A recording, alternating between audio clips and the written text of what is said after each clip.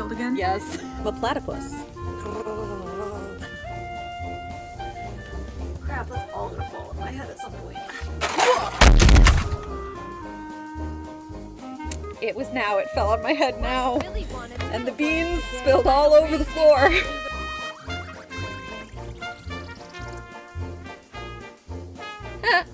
Dr. Pridavichu. She's the wood doctor. You got her phone number from the... Shut up. Shut up. Shut up. Oh, no, you're not invited.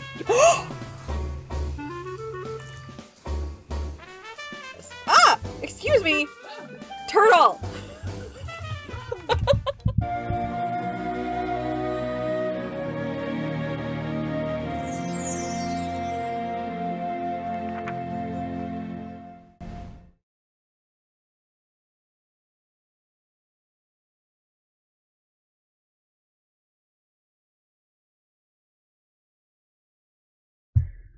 Hello, friends. It is Mermaid Mask Night. I am so excited. I am beyond excited to start this game. It looks so good. Before I get started, I do have to say a quick thank you and a disclaimer. This game was actually gifted to me by Panic Department, who is running all of the promotion and outreach for the Mermaid Mask game. So I was gifted a Steam code in order to play tonight. I was also gifted Steam codes for Tangle Tower, which is the second game in the series. I was gifted 5 codes to give away during the next 3 streams. So there will be 2 giveaways tonight, one at 10 o'clock and one at 11:30. So if you haven't played Tangle Tower yet and you would like to, and you do not own it, make sure to stay tuned for those giveaways, which I will run in chat at the times posted. There will be updates in chat as those come in. And then we're also playing bingo tonight. It is not using Stream Bounty. It was made by Panic Department. So if you click the link in chat, panicdepartment.com/bingo, it'll take you to the bingo page, and you can join in there. Be sure to let me know if you win. I don't think it notifies me. But yeah, I'm so excited. Let's just dive in, quite literally, because there's a submarine. Now, I played the demo, but I played it months ago. So I remember very, very little of this. And I'm really, really excited. So yeah. We're just gonna jump right into it and see what happens. I did my hair kind of like Sally from the game tonight. I do not have nearly as much hair as her, and my hair is curly, so it would not stay quite as big, but close enough.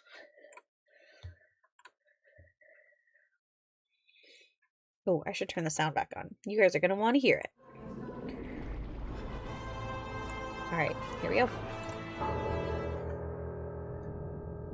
Eavesdrop what the stars are saying, earthly tether, slowly fraying, floating helpless from the worst of jealous hunger, selfish thirst.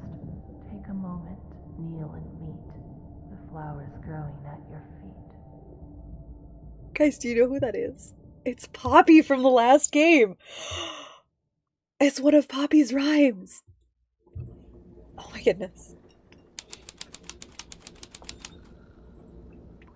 The Stone Top Inn. Lamps. They've stopped giving out light and taken up dust collecting. That's also what I plan to do when I retire. It's the case file, the reason we're here. It was left for us right here on the bar. Oh my goodness. And they made all of the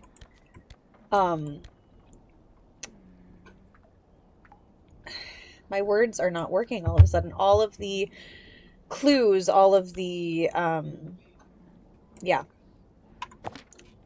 3D, which is so cool. I mean, look at this. It's so cool. Okay. For Detective Grimoire. Murder victim, Captain Magnus Mortuga. Location, Illusion Theater, Mortuga Submarine. Mortuga had locked himself in the room. It was later forced open and the body was discovered. Mortuga was found alone, laying on his back, with a single cut across his throat. No bladed weapon of any kind was found in the room. The Illusion Theater is mostly empty, save for an ancient stone, I can say words, cauldron with a thick metal lid. However, the purpose of this cauldron is unknown. However, I am informed that it has never been unlocked before.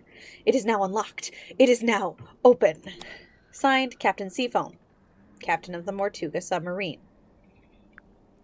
Okay. Captain Seafoam. As far as I know, that's who hired us. And who left the case file here in the inn.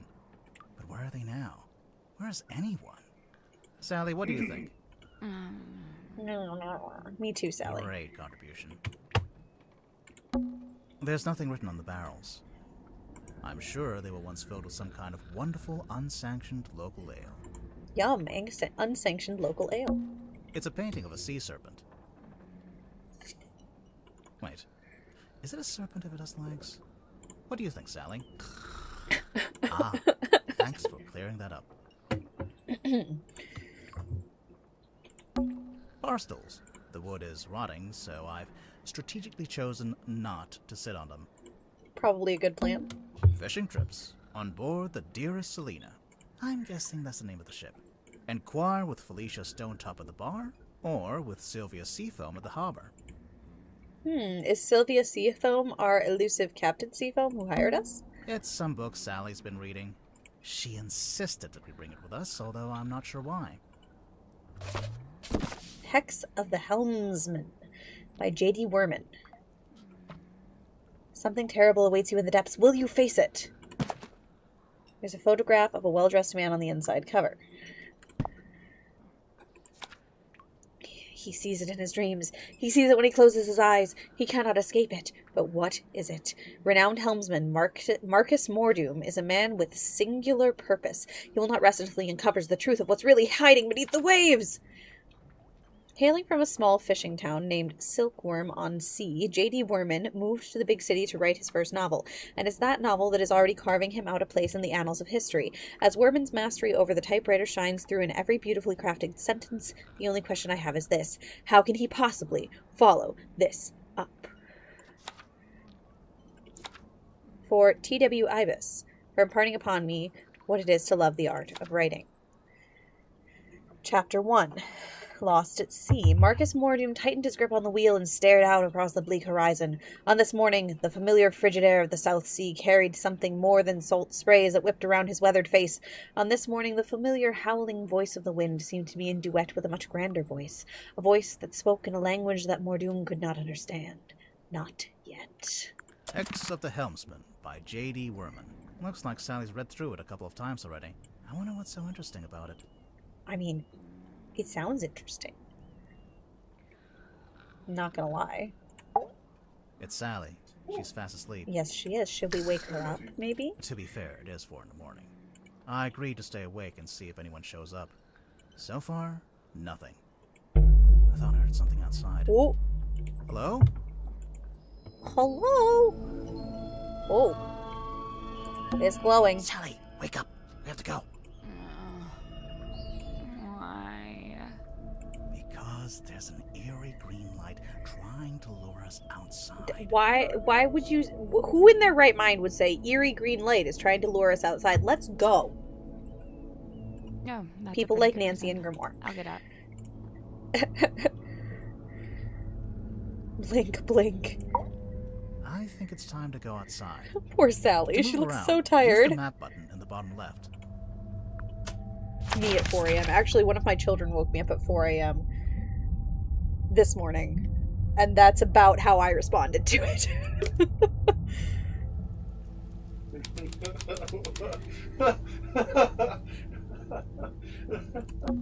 It's a billboard for a theater. Baroness Fortuna presents Fortuna Hall. Performing tonight, Waylon Wolf. Oh, tonight? Yeah, we didn't come all this way to go to the theater. Also, the sign is several years old. That's unfortunate. Another abandoned building. Mr. Grip's Emporium. What do you think they sell? Currently? Nothing. A large stone statue on top of a fountain. It looks like a fisherman wrestling with some kind of dragon. It says right here, the silkworm serpent. It can't be a serpent. It has legs. Right? I mean, we met an octopus with Something in 6 the water. legs last game. Like, What is it? I don't know. But whatever it is the source of the green light. then let's go look at it.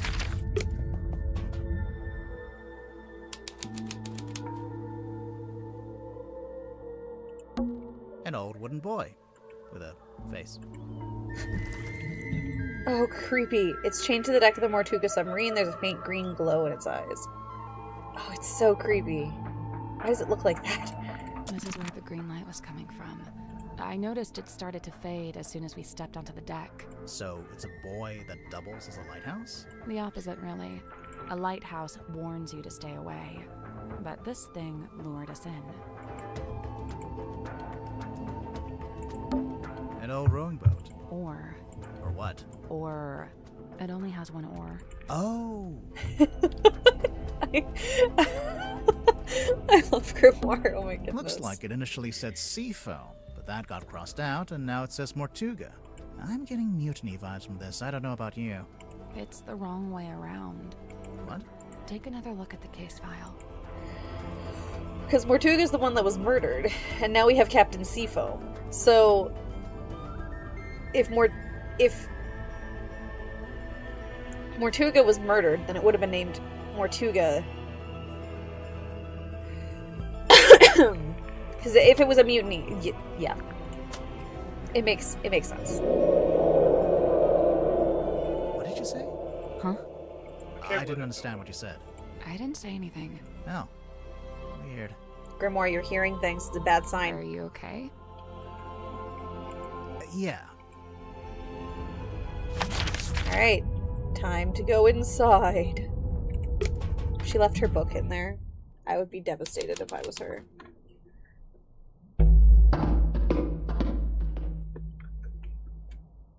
What's at the bottom of the ladder? I can't see. It's pitch black. Should we go back up? Wait, I think there's a lever.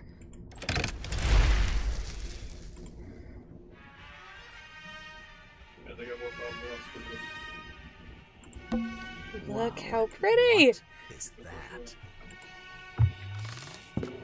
A large painting of some unknown being. It's set in an ornate wooden frame. The brass plaque displays a single word, her. Unusually, it has been set directly into the painting. SS. With a crest underneath. It's like an old-fashioned drawing room. I don't see any drawings. It's Grimoire. short for withdrawing. As in, you withdraw there after dinner. I actually never knew that. Smart. That is A glass of correct. wine. Ominously left half-finished. Maybe the wine was corked. Ominously corked. What's in the frames? They're just ocean landscapes.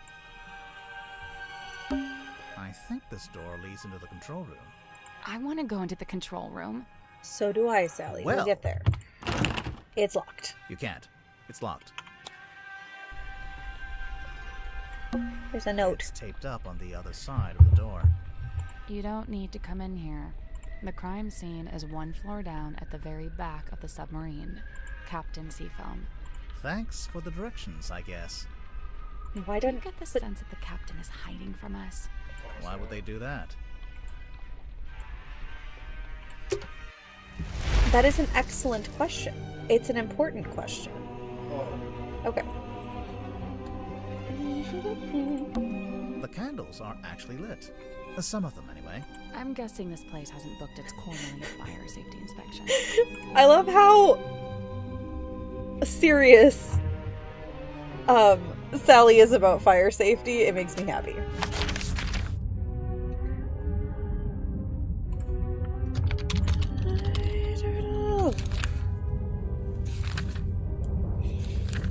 You can't hear me, but hello.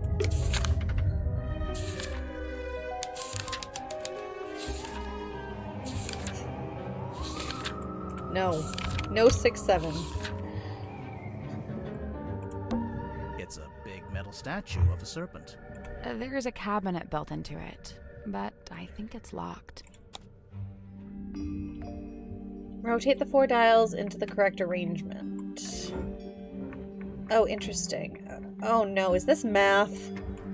Y'all, is this, do I have to do math? Oh, wait. Wait. Do I have to get the correct number of sides? Into that? Okay, hang on. Okay, so there's 3.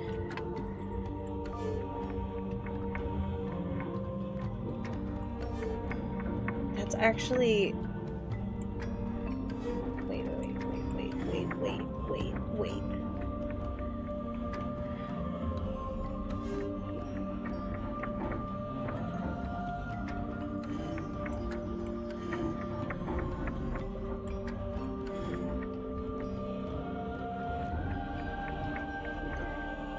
Okay. 4 plus 5 is 9. 4 and 3 is 7. But I still need to get... Okay, so I have to get 9. Yeah! I did math. Good job. It's very basic math, but I did it. The little cabinet opened. Anything in there? Pills. It's pills. Interesting. They have a picture of sunshine. Are they happy pills? Playing cards. Looks like someone got dealt a bad hand. Oh, really? I have no idea. I just thought that would sound cool. I love Sally. Pufferfish lamp. There was a pufferfish lamp in Tangle Tower too. Timeless classic. Pot. Pots and pans for cooking. More pots and pans for cooking. There is like nothing else to see in this room. This looks like dead coral. Is coral ever alive? Coral are marine animals, dude. What? Sally being like, Grimoire, you are stupid. Will never fail to Wooden crack me up. chandelier. Okay. Pretty sure it won't let us go anywhere but the crime scene first, so here we are.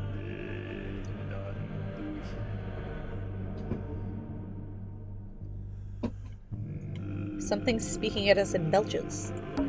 Someone's taped a drawing to the wall, although it's upside down for some reason.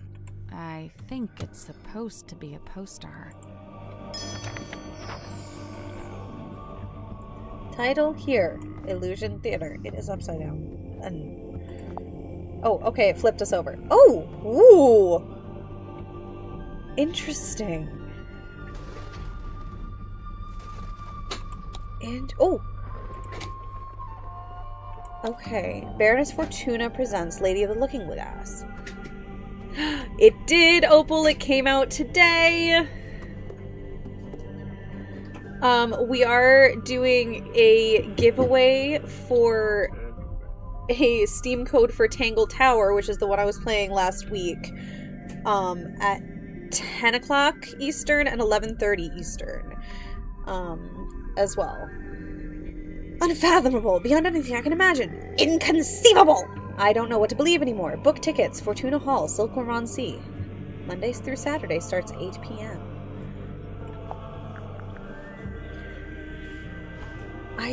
This is so interesting. I'm intrigued. The stool's been knocked over. Doesn't it look familiar to you? Sally, it's a standard wooden stool.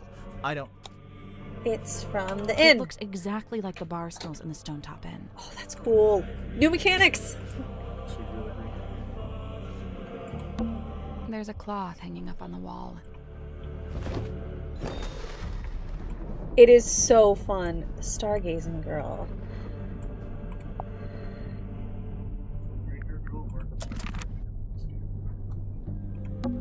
There's a little broken bottle on the floor.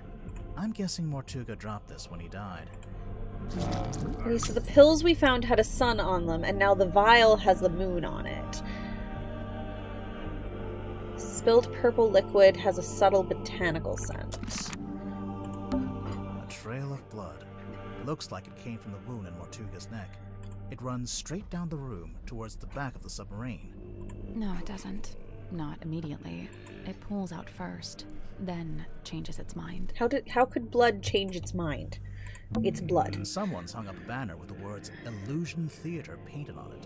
What's the illusion, I wonder? You know, I think this room's had some kind of rebranding. Rebranding from what? What was it before? Not this. A small room like this wouldn't normally have a name at all. This is the cauldron? Not quite what I was expecting. Ancient-looking stone cauldron. It was found in the Illusion Theater in front of Mortuga's body. The glittering interior of the cauldron is marked with several deep scratches. The exterior is spotted with algae and barnacles. It looks like there was a key on top of it, or a lock of some kind. The case file said it had never been unlocked before.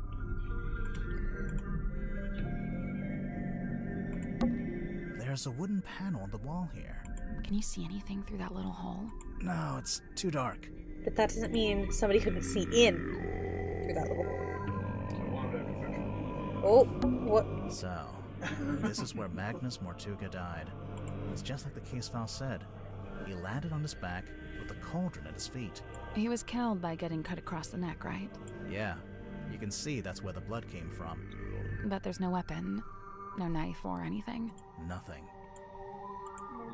This place gives me the creeps.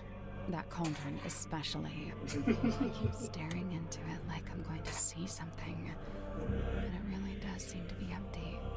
To quote from the case file, Mortuga had locked himself in the room. It was later forced open, and the body was discovered. So Mortuga was alone in a locked room. A very small locked room. There really isn't anywhere for a murderer to hide. I'm not so sure. I think there is a hiding place. There's a hiding place. There's a hiding place. The bulkhead. Magnus Wait.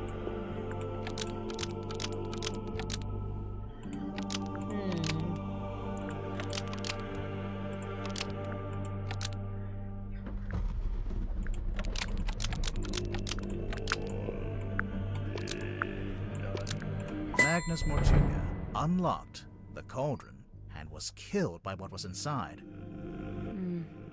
I really don't think a person would fit in that cauldron. And I didn't mean, you a say it had contortionist never been might, unlocked but... before? If that's true, there couldn't have been anyone in there. Right, I agree. I don't think it was a person. Then what? I don't know. But you have to wonder why it was kept locked in the first place. We've met lots of weird guessing there was something things. pretty This bad in wouldn't be the first time. Look, Mortuga died from a cut across his neck, not from some vague paranormal entity.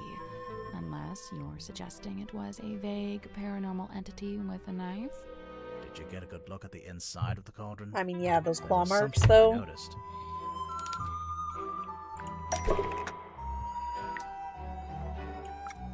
The scratch marks.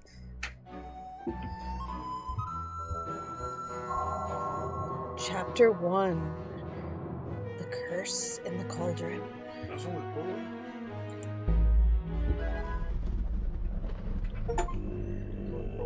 Yeah. I'm still technically in what is It's a little in the window demo. looks out into the endless dark void of the ocean. Why did you phrase it like that? I don't know. To the endless dark of the ocean. Okay, now we can start exploring everything else. And I kind of want to go top down. So let's... It's locked. Go back up here. Oh, eyeballs. Hello? go solve the crime. We're doing it. My goodness. Did you talk to Sim yet? Sim? Sim! Symmetry! Where is she? She'll be in the room nearest the illusion theater. Okay. Hello, Birdie. Welcome in. I'm still gonna go top down, and she can yell at me if she wants, but I'm gonna go top to bottom.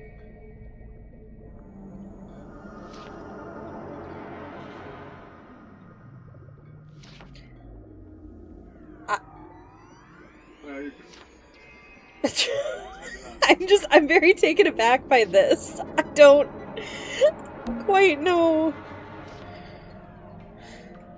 That guy is staring at us.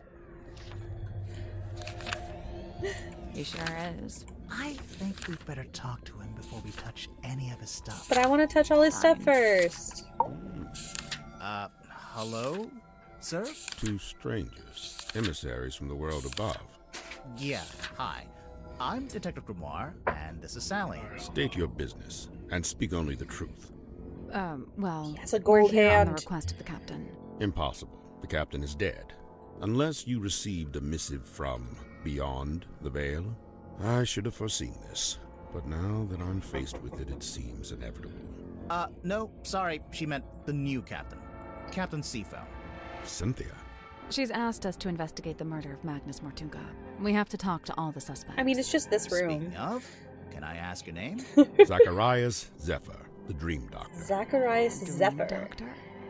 I don't think I've met one of those before. That is correct. You have not. I alone hold the title. Because you made it up? That is correct. You know what? At least he's honest, y'all. Oh my goodness.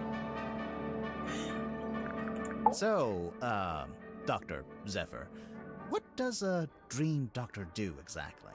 He studies the parapsychological qualities of dreams. Parapsychological? That's like psychics and telepathy and stuff, isn't it? How does that relate to dreams?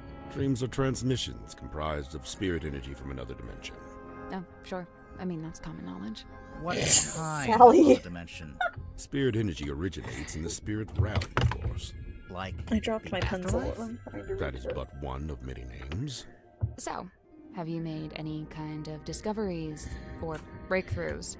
Nothing I can meaningfully explain to you in your current state. In my current state. What about all this stuff in here? What does it all do? Specialist instruments, most of them too complex or too subtle for you to comprehend. I don't know. It mostly looks like a bunch of old junk. Okay. It is Stop, an please, unrivaled don't do that. collection of rare Stop. artifacts. Thank you. All right. What's the rarest thing you've got? My rarest items are not for the viewing public. Okay, now I have to see what they are. The pull of the unknown. I realized I should have lied and showed you something of middling rarity to throw you off the scent. Lesson It learned, still huh? wouldn't have thrown Sally off the scent. How come there's a room like this in the submarine anyway? When I arrived, it was but a simple infirmary. After I set up my equipment, My made man, it really. the Dream Chamber. I mean, And how long have you been here? I was the first person to be invited on board. I joined Magnus here shortly before the submarine's maiden voyage. So, presumably, you know why Mortuga became a submarine captain? Why? Yeah, like, where was he going? What was he doing? He simply told me he'd acquired a submarine and would be living in it for an undisclosed amount of time. That's all he told you? Yet surely there was more to it. I don't doubt it. I He was a mean, man of secrets. Every running bit away as to the much bottom as of the I. ocean. So when you started off, it was just Who the two can of blame you. him? But now it's, what, 8 people? We were 9 souls, now 8. I'm not counting either of you. Yeah, I figured. Why did Mortuga want so many people on the submarine? Are you not counting Only a us few of because them we're were not invited staying, on or are you board not by counting us Magnus because like you I think we was. The will others be crossed paths with him not merely with by you the for whims of long in fortune. other ways?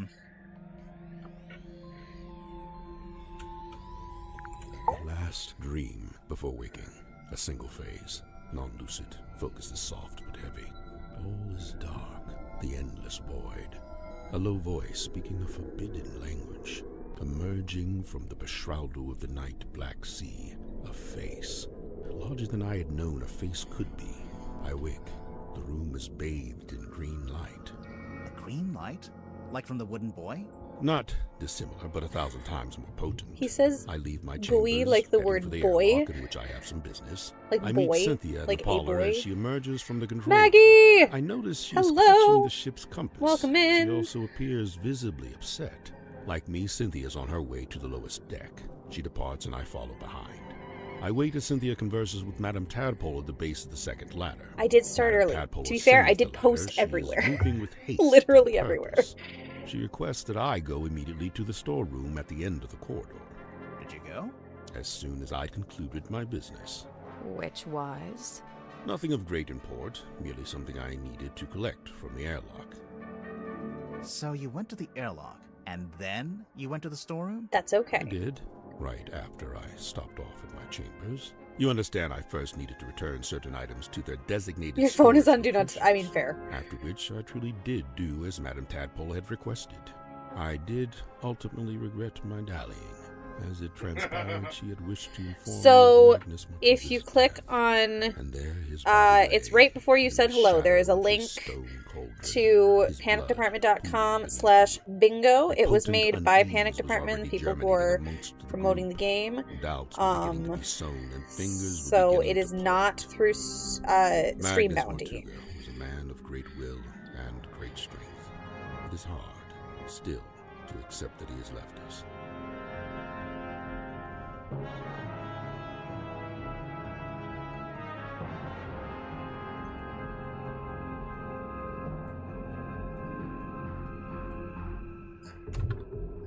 Okay.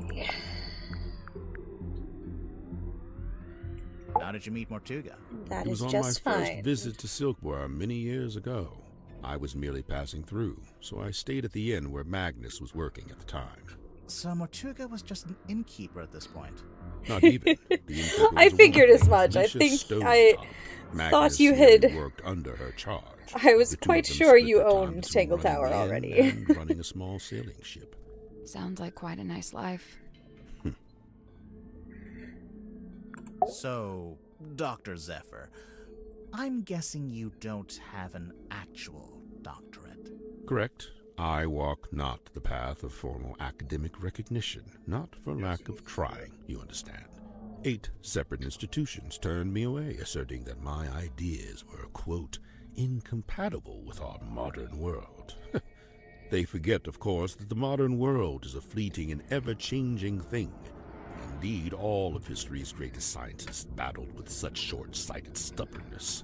So, you want to be one of history's greatest scientists and fundamentally change how we view the world?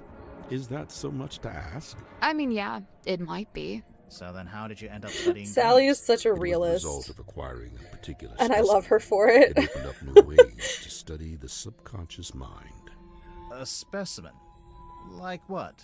An animal? Yeah, I'm picturing like a lizard floating in a jar 80% formaldehyde. through your Something crochet like that. project, and only like So, what are you 37% working through the on game. now? You're That in is your fair. Dream chamber. I'm studying subconscious spirit transmissions, analyzing their meaning, their intention. Do you need to be in a submarine to do that? Of course not. However, positioning myself here affords me Yes, I was very other curious as to what opportunities. you were Like making. what? The possibility of studying the most important specimen of all. If her transmission could be analyzed, interpreted, it would be an unparalleled discovery. Her? Her. She is all that stirs in the minds of men that they shall never know. A being known only as the mermaid. A person? I've told you all I know. Then apparently you don't know much at all. Correct. Well, it obviously had to do with the game, but I wasn't wasn't sure what Before we left port on the submarine's maiden voyage, it might be Magnus yet. asked a So favor of me. He wished for me to venture into the Stonetop Inn, collect this cauldron, and bring it on board. Why couldn't he do it himself? He'd have been strong enough, surely. I'm not sure exactly. I was already preparing to bring a large amount of heavy equipment on board. I suppose Magnus considered it logical to fold the cauldron into that set. Was it shut and locked? Shut, locked, and covered with the sailcloth. Magnus never told me what he kept inside it, if that's what Mostly you're just the asking. colors. Okay. Are you making a blanket? I mean, no, you're probably not making a blanket because there's no way you would be 80% done with that after starting it today. Dr. Zephyr, is this yours? Unless it's like just a I little don't lap blanket. immediately but- recognize it. You sure? It really looks like something that had belonged to you. Of course, I do concede that I have many similar bottles here in my Otter. dream chamber. It's an otter. So it's wholly possible that it originated in my collection. Nice answer. Totally non-committal. Okay. Ah! It's the cloth that Magnus used to cover the cauldron, Why would he need to keep it covered? either to keep it away from prying eyes, or perhaps... And it's super inappropriate for concealed it July from weather. his own effect. Is it a shawl? As good as they were, it was not Miss Silkmoth's politricks that interested me. Rather, I was interested in the base mindset I was close. they were a symptom of. In particular, her ruminations upon the great unknowns of life and death. There are clues to it right here. Ooh, I Look love at the choice that. of words. Unfathomable. Inconceivable. And on the reverse, you need only look at the chosen subject matter for her newest work. It's a Grim Reaper.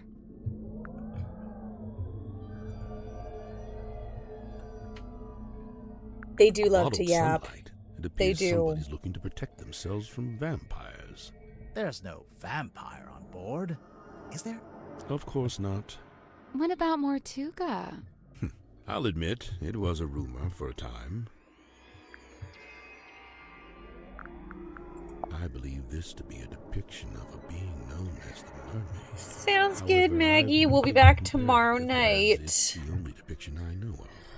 It doesn't look much Have like a a mermaid. great night. It doesn't look much like anything, really. Except for the fact it's got a face. At least, I think that's a face.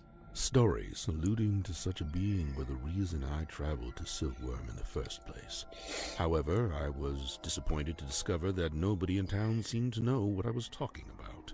It seems to be a secret held by only a very select few.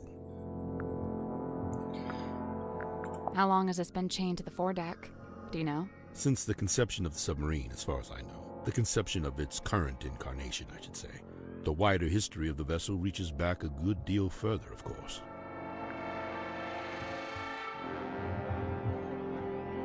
A bit of light reading, It's a book about a hex. So I see, a charming pulp adventure by the looks of it. It seems our collective fate hangs on the outcome of your investigation. I guess. This is a Wanna good know thing. about It is his high gold time for a hand. shifting of the tides.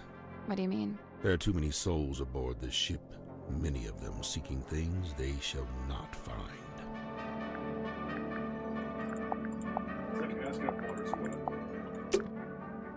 Can I touch things now? It's a weird metal helmet. It is the dream helmet. Of course it is.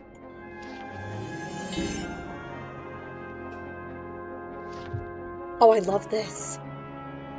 Look how gorgeous this all is, though. Like, they did an amazing job on these.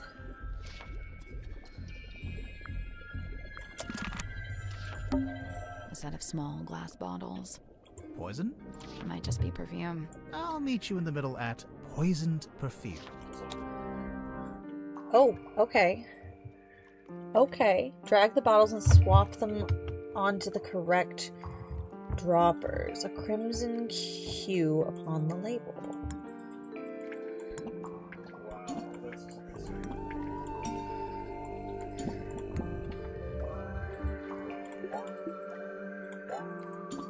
That was unnecessary. Aerated with effervescence.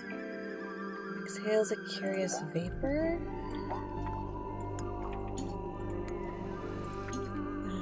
What's that one? Drips fall with hurried cadence.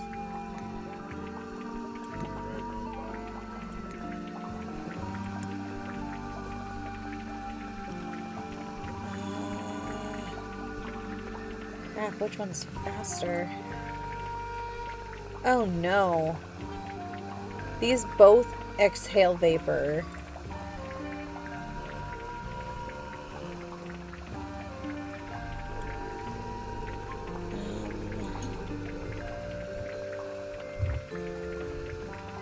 Okay, well, this one's... Oh, no. A conspicuous X upon the label. Okay, that's gotta be this. A glutinous viscosity. That is definitely that one. So then the crimson hue upon the label is this one. Or...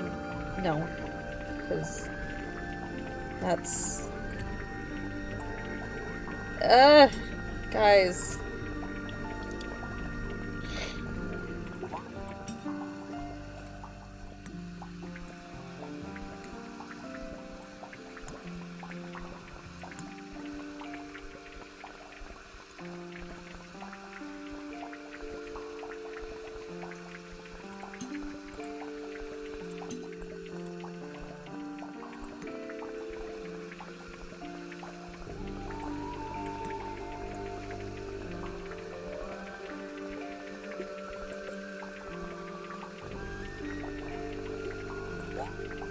There we go. Oh, I got it! Yay! Okay. Nice. Is anything going to happen? The glass moved. Let's take a closer look at that bookshelf. Divine Exolinguistics by Mary Morala. This one's not really a book. Looks more like a magazine. Caretaker's Collective. Lillian's locket, silver stake skull, his golden palm, the mermaid's tongue.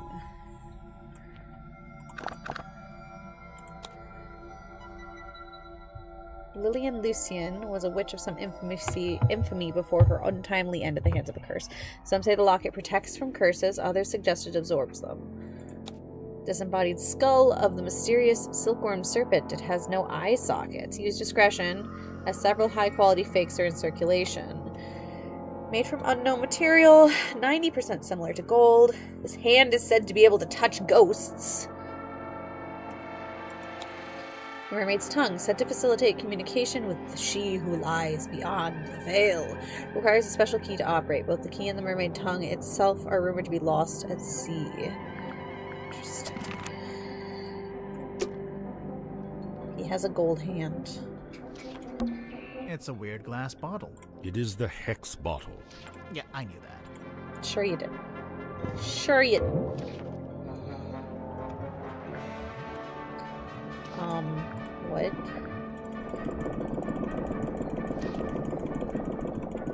Shaking it does very little. What if I shake it upside down? None. Okay.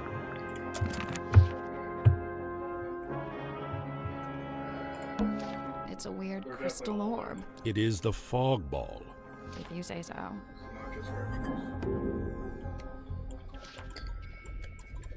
There's a key on the front. And a battery in the bottom. Okay, buddy. I'll just take a look in this. Watch out for spiders. Yeah, I don't think there are any spiders. If there's a spider. We're on a submarine, remember? I do seem to need constant reminding.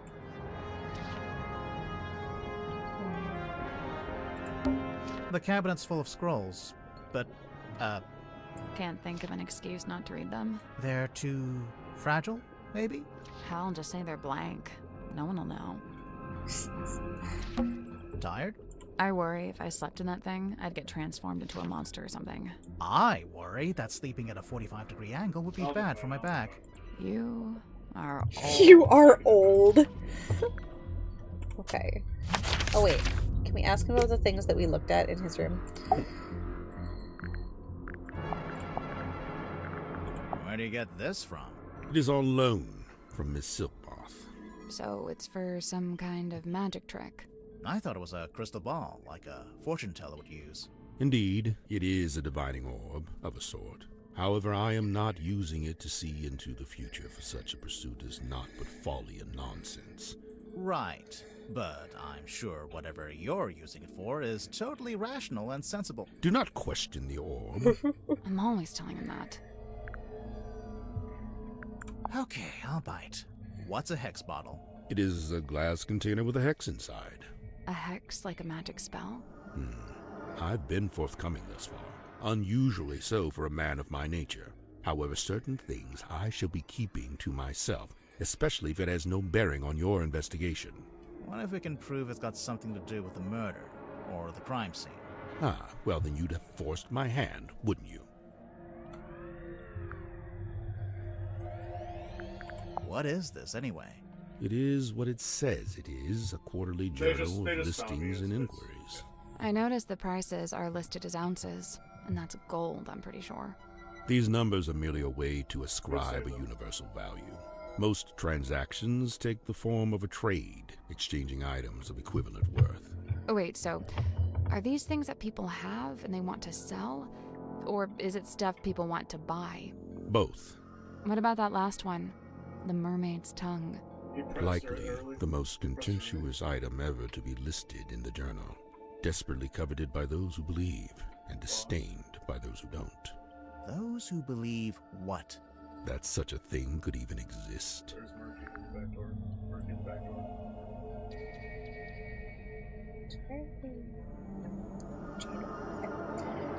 How come the goggles are blacked out?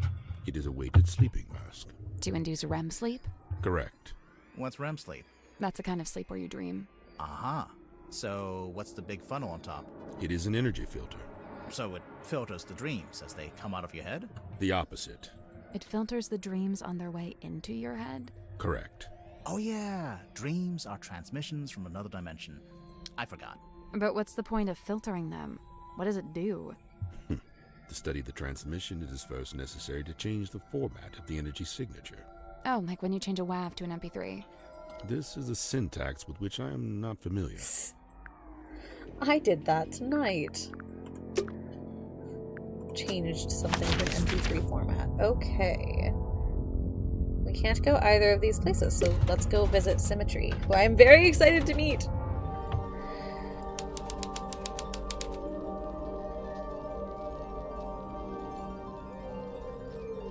This is adorable.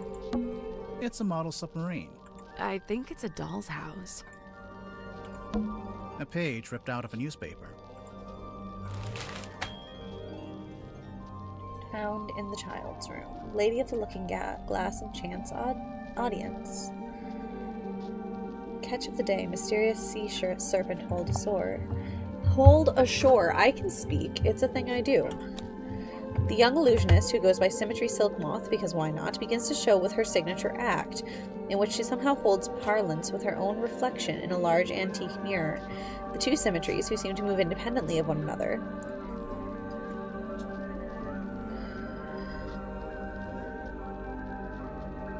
speak upon their morbid anxieties and intrusive thoughts, which it transpires form the themes of the show at large. Even though I have my theories about how the trick is achieved, to a less cynical eye would present a thoroughly convincing spectacle.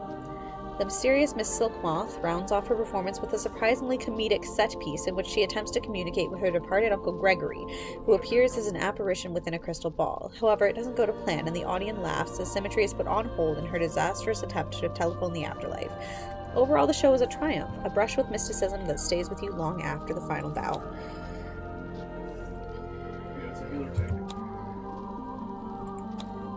3 a.m., the witching hour, and the moon is out. Dearest Selena creaks into port. Its once cheerful frame now seems burdened, heavy. It has a secret. A moment passes. What's this? Something is hauled up into the slime, slick rocks beside the old silkworm harbor. A body, a creature. Its eyes are closed. No, wait. Look again. It has no eyes. A serpent of a sort. But it has arms. So a dragon? No, that doesn't seem right. Serpent it is then. Interesting. It's a seahorse rocking horse. Oh, can I ride it? I don't know. Are you a small Victorian child? Yes. Yes. It's a wooden chest. What's all this stuff on the top?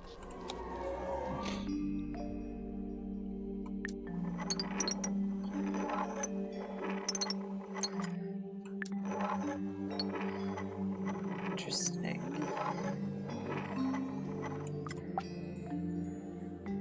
Oh, okay, this is really similar to a puzzle that we had in the last game.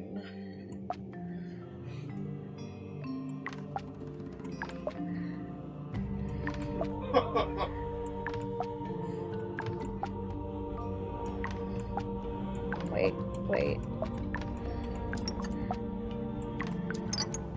Jennifer and Margaret gaze jealously at Patricia, whose doll is neither too large nor too small.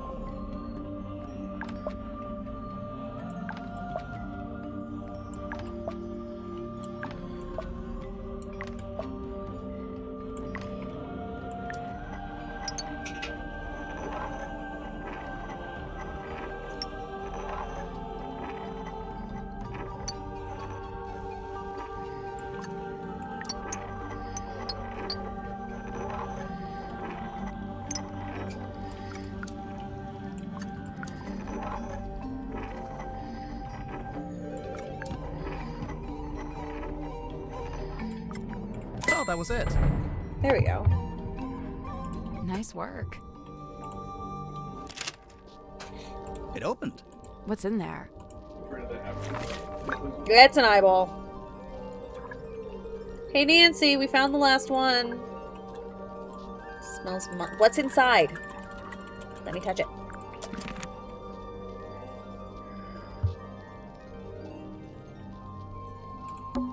It's a magic vanishing cabinet. I think it's just a wardrobe. Let's take a look inside. The portrait just blinked. Oh, it's empty. Vanish. The portrait just blinked again. Standing up by I itself. think it's part of an illusion. What illusion? Invisible man, maybe? I don't see it. Symmetry, And could you very please painted come girl out of the standing in the painting? It's Please. just a painting, right? Sure. No, it's maybe. Symmetry, No. and she's blinking at Maybe. us. Symmetry. And eerie paint is just a painting. Sure. Maybe. No. Maybe. A walking stick, standing up by itself. I think it's What part illusion? Invisible man, maybe? I don't see it. The lamp fell over. Wow, you really are a detective. Now, I heard if you cut a starfish in half, both halves regenerate into a new starfish. Yeah, I can do that too. Also, they have no brain and no blood. Yep, ditto. A set of wooden drawers. Symmetry, could you please come talk to us, please? Symmetry, I need to have a discussion with you, and this is not helping.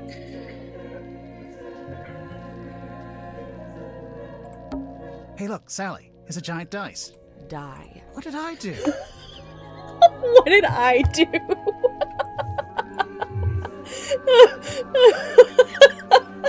Obviously, all you did was exist, Grimoire. I don't... The lamp fell over. Wow, you really are. Symmetry. Please come out of the painting. I need to talk to you. I don't... Magician boxes. Is this your card? No. Aw. Symmetry. Juggling balls. Grimoire, you look like the kind of guy who can juggle. Why did that feel like an insult? I don't hear you denying it. Fish hanging from the ceiling. It's like we're underwater. We are underwater. Oh, yeah. What do I need to look at or touch in order to get Symmetry to come out and talk to me?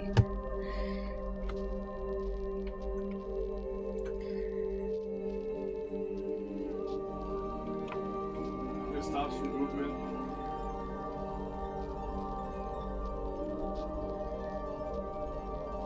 Because I feel like I've touched pretty much everything.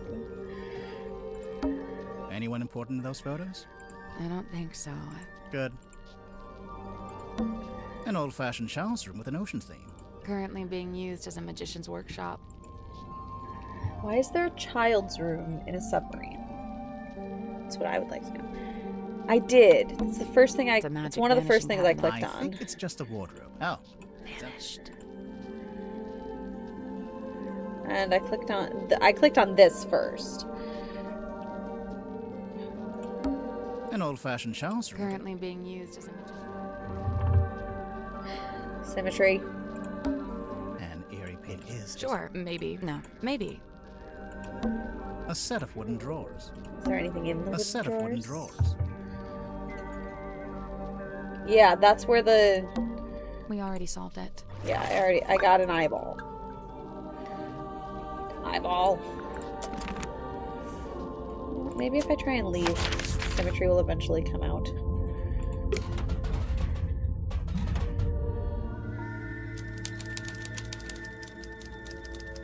Oh, there's 2 people in one room. That's exciting. Action Some kind figure. of doll. Sally, no, it's a collectible action figure. Oh my goodness. Same thing. Not the same thing. Marcus Mordoom from Hex of the Helmsman.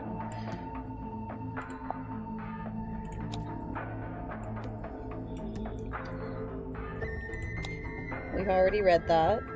Felicia Bonetop, Enigmatic Sea Captain. Devil of the Deep, the mysterious entity beneath the whales. Beneath the It's waves. a suitcase. Clothes are neatly folded inside. It smells like men's aftershave. I'm getting notes of citrus. You done sniffing the suitcase? Dragon back. Wait, the action kind of figure? Sally, it's a Same collectible. thing.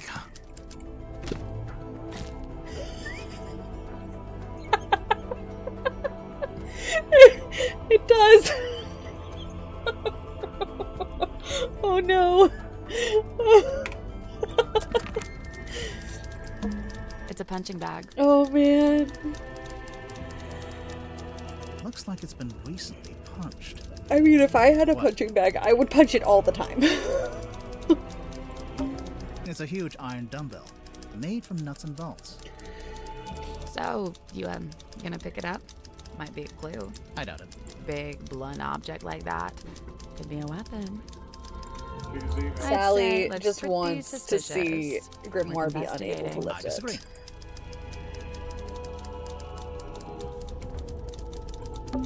There's food lying around. Do they want rats? That's how you get rats. Sally, it's a submarine. Either there are already rats, or there are no rats. He has an excellent point. A bed. It's neat as a pin. I wanted to talk to the person. Thank you. Hey, what's up? How's it going? It's going good, I think. Awesome. Yeah. I'm Dirk, by the way. Who are you guys? I'm Grimoire, and this is Sally. Oh, cool. Cool. So you're the detectives? Yeah, we're here to investigate the murder of Magnus Mortuga. Oh, yeah. It's a major bummer, honestly. He was a pretty stand-up guy. I mean, sure, kind of an oddball, but like in a good way, I mean, he was Dirk, you didn't tell us your surname. Oh, right. Sorry. Dirk Dansom, actor. So, yeah, anyway. It's giving hi. And, Brady Charmstrong. What can I do for you folks? but nicer. He's adorable. Can we keep him? No, you'd forget to feed him. I would, yeah. You forget to feed him. So, Dirk, you're an actor. What kind? Oh, well, so for ages, I just did commercials. And then about a year ago, I finally got cast in a movie. Nice. Anything I've seen? Well, it's called Hex of the Helmsman.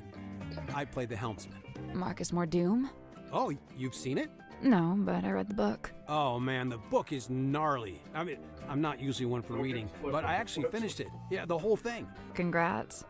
The author's a stand-up dude, too. J.D. Warman. You know him? Well, yeah, he's sitting right over there.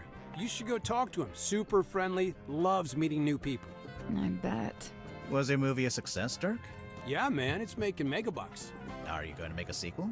Well, they want to move on that ASAP, but, we're not ready to start filming yet. And what? You're taking your vacation on a submarine while you wait? No, I'm just tagging along here with Worman. Yeah, he wanted to take a trip out here, and I figure, the more the merrier.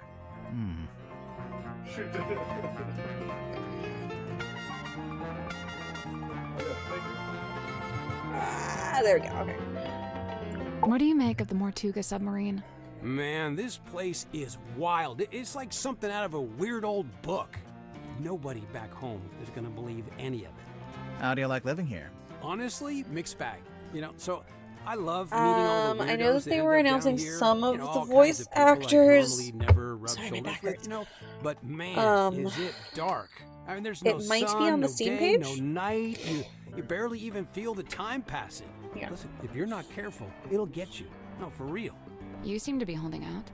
Ha, well, thanks. So far so good. How long has it been? Werman and I arrived a couple of weeks ago. We're the most recent arrivals, aside from Mariana.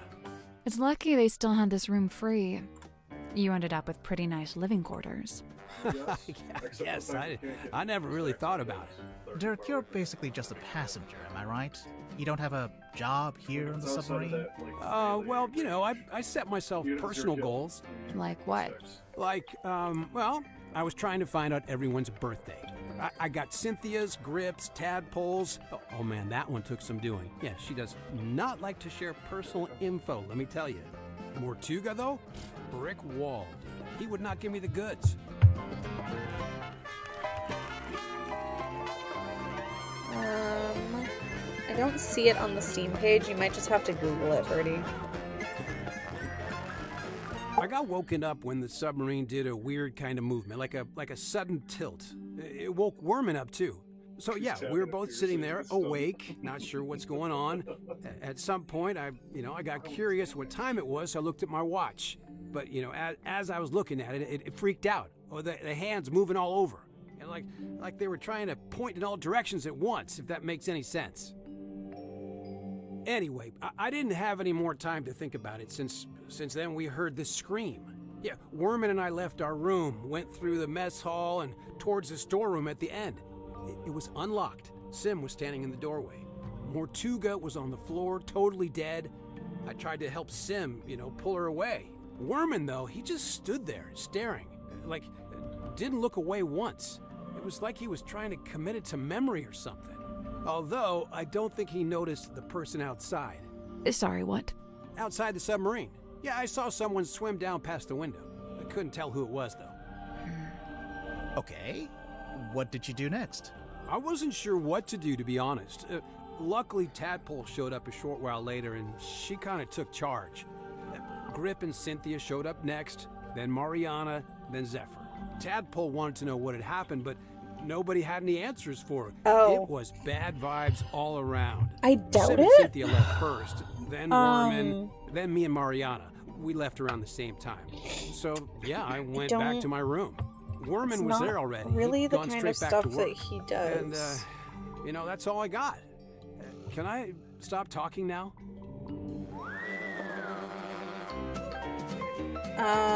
His name is Stephen Kearney. If you go to the Detective Grimoire Instagram page, they were releasing a lot of the Dirk Dansom, voice actors. 6'2", blonde, athletic, passionate, adaptable, amenable. Okay, you're hired. Please stop. And how long have you been an actor? Oh man, I've been trying to break into it for like forever, but I was getting nowhere until Mr. Vanderpeer said he wanted to hire Mr. Vanderpeer, an unknown for his new project, Hex of the Helmsman. It's kind of a fantasy horror adventure. I play mysterious anti-hero Marcus Mordoon. He's pretty much the main guy. So you went from getting no work to getting the lead in a big movie. Crazy, right? So you're rich and famous now? Well, I mean, yeah, right? I mean, hello. Hello. Hey, what's up?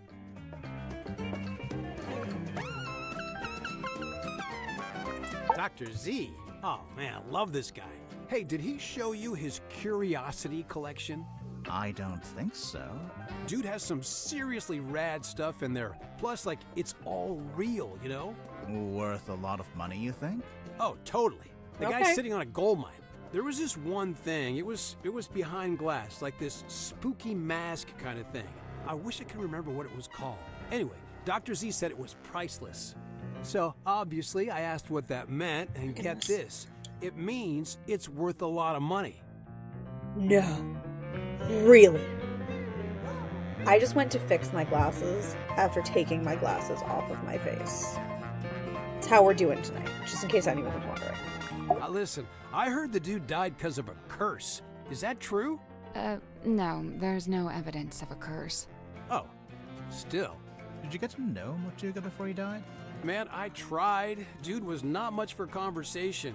You know, I tried explaining how I'm an actor playing a character that's kind of similar to him. Figured he'd be stoked. Let me guess. He was not, in fact, stoked. Actually, I tell a lie. There was one thing Mortuga wanted to talk to me about. Oh, yeah? He was super curious about contracts. Like the legal documents? Yeah, he wanted to know how they work. Like, how they can be used to make people do stuff or not do stuff. Weird.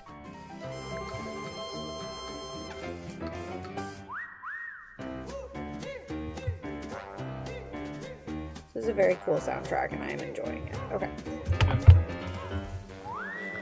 Ask about clues. Time to ask him about literally everything. Cynthia Let's hired you go. to solve the murder, huh? Pretty much. How much do you charge? Is it like a day rate or what? Oh, it depends. Just ballpark it. How much did you make from the last case you solved? Good question. Grimoire, how much did we make from the Tangle Tower case? Well, extenuating circumstances, being what they were. You never secured the payment, huh?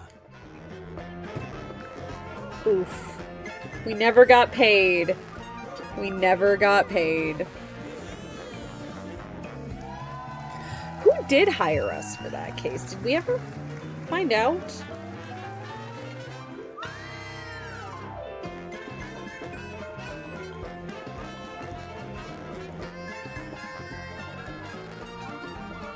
I don't know if we... Who called us in for Tangle Tower? Whoa, this is a first edition. Yeah, whose is this? It's mine. You gonna get Wormo to sign it? No, I hadn't planned on it. He'd do it if you asked. I bet he'd even do a little doodle on the inside cover. Okay, maybe I do want that. I assume you've read it, Dirk?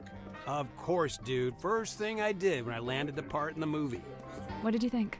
Loved it. I never thought about the sea so much in my whole life. It's almost like the ocean in the book. It represents something bigger, you know? That's often what oceans represent in books. I've seen this chained up on the foredeck. It's kind of intimidating, huh? It's a boy. For real? Huh. It has long hair, so I always figured it was a girl. I love that somebody made a comment on how he says it. That makes me that makes me happy. Deliberately vague title. Love it. I love it. I love it so much. Oh, you found my tablets. What are they? Vitamin D, all 3 types. That's the one you get from sunlight. Yeah, I gotta take it while I'm down here, since I'm not getting natural light, you know? How come you left them in the mess hall? I figured the others might benefit from them. Not sure I had any takers, though.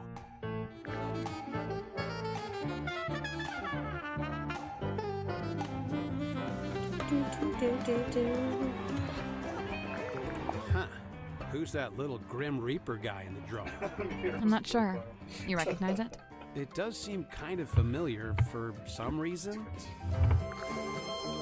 What's the deal with those holes along the sides? They're from when it was a sail. Why would a submarine need a sail? Probably was not originally on a submarine, my dude. Someone dropped their perfume? Bummer, that stuff can get expensive. Man, Mortuga really was an odd duck, wasn't he? I mean, who owns something like this? What's it even for? It used to be locked, so I think he kept something inside it.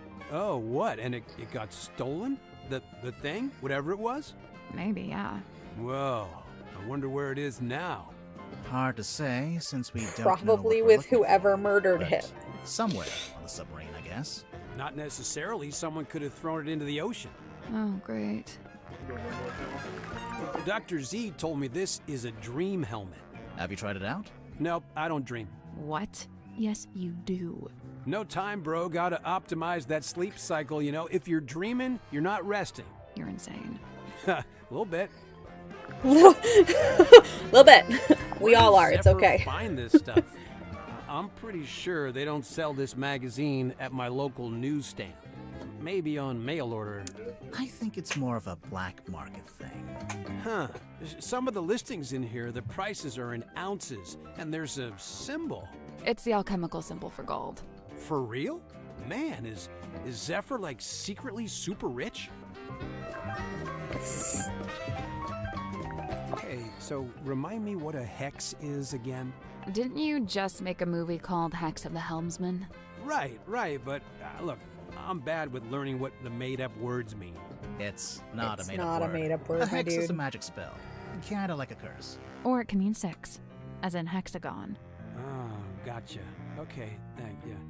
I was hoping that would clear up what a hex bottle was, but no dice. Is that a crystal ball? Yeah, I think it's made of glass. Right, but a crystal ball in the sense that it's a magic ball you look into and you see your future or whatever? Oh, yeah, I guess. Why don't you look into it?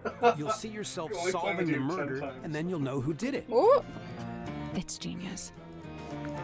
it's so Hey, obvious the guy it who might wrote this just. review has the same name as As who? I'm not sure if I'm allowed to say.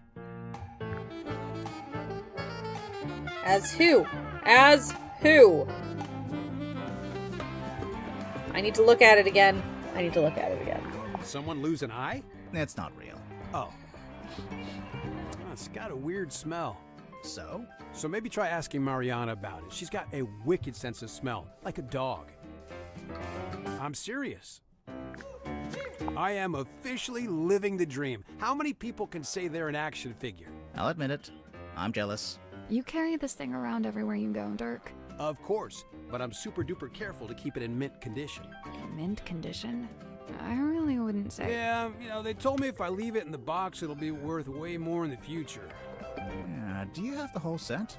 Looks like there are 2 other figures in the series. Oh no, they only gave me this one. My co-star Julie has the other 2. I'll look at the newspaper. James Dusk.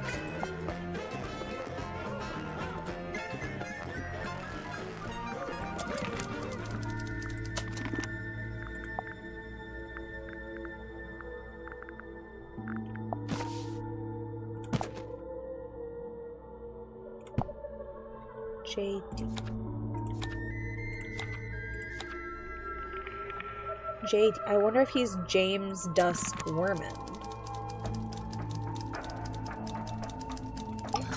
Oh, he looks mad. Sir, if you have a minute, I'm Detective Noir, and this is Sal. 2 detectives, 1 short, 1 tall. Tried and true. Hey, I'm really not that much shorter than But which of you is the funny one? I'd say it goes back and forth. You still haven't told us who you are. The name's Werman. J.D. Werman. He's an author. Author, journalist, let's see, what else? Famous, successful, some kind of genius, even. Oh, sure, that's why I got myself trapped in the murder submarine. I know who you are, Mr. Werman. I've read your book. Oh, joy, your fans. Of all the places. I never said I liked the book. Maybe I hated it. There's no way you hated it. The arcs are too tight. Each chapter leads to the next, beginning, middle, end, and bang, not a line wasted. Damn, he's right. So, Mr. Werman, you're a famous author. That's what they tell me. How did you end up on the submarine? No, I did not. I came of my own volition. Why? I wanted somewhere quiet to work on my next novel. Minimal distractions. Not saying it's worked, but You're writing a sequel? trying to. Hang on. A sequel to what? Grimoire, are you not paying attention?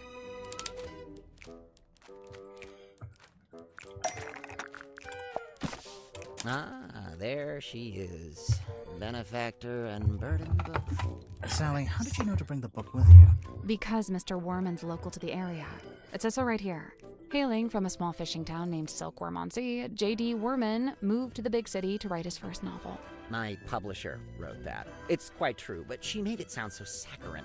So you're from the town, you moved away, and then you came back. Now, see, you've gone too far in the other direction. That's too utilitarian. I get going back to your hometown for peace and quiet, but then to end up on the submarine? How did you even find out about it? Did you already know Mortuga? Oh, I knew of him. He's a figure of some infamy, submarine included. In fact, it was good to finally put a face to the name after all this. In about 9 minutes, we are going to do the first giveaway.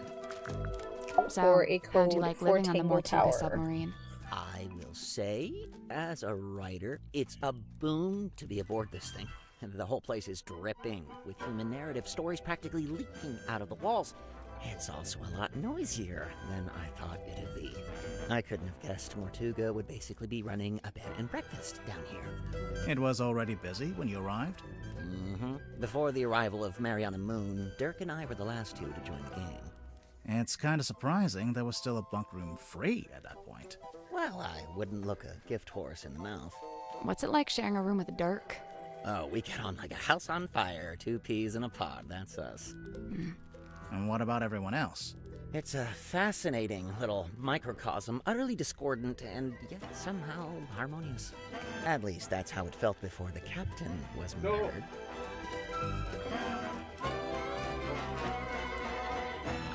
Night rolls around and I can't sleep, as usual. I say night. I'm referring to the indistinctive block of time we on the submarine have agreed to collectively refer to as night. Anyway, I'm wide awake, so I stay up to get some writing done. I don't want to deprive Dirk of his beauty sleep, so I took my typewriter out into the mess hall. Was anyone else in there? Godric came up a few minutes later. Brought some kind of busy work with him. So there we were, whiling away until I look up and see this woman. Mariana Moon, apparently. Good name. Probably fake, but good. She got straight to work trying to extract my entire life story, but then Mortuga shows up and we all go quiet. The guy looked miserable, and he passed straight through the room like a ghost. But before he leaves, he asks us to show Mariana around the submarine. I really didn't have the energy, so I made an excuse and left. I slept for barely an hour before a big jerk wakes me up.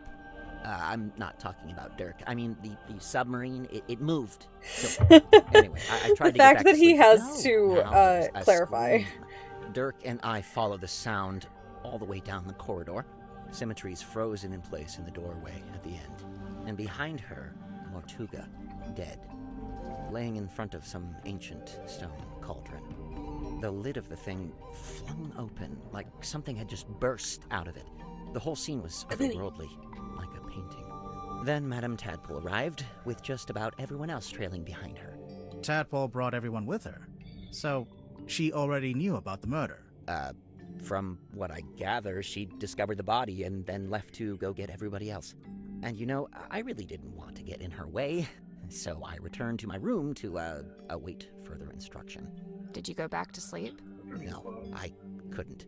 I went back to work. Figured I'd be better off keeping busy, you know.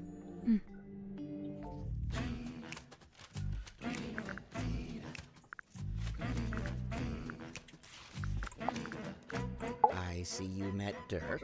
How do you know him? He's the actor they found to play the lead in the adaptation of my book. Did you not get a say in that?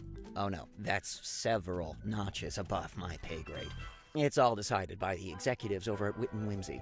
Sure, they keep me around as consultant, but I found that to be a pretty hollow title. Do you think he's a good actor, at least? Dirk? He was a good fit for the kind of film they ended up making. How's that?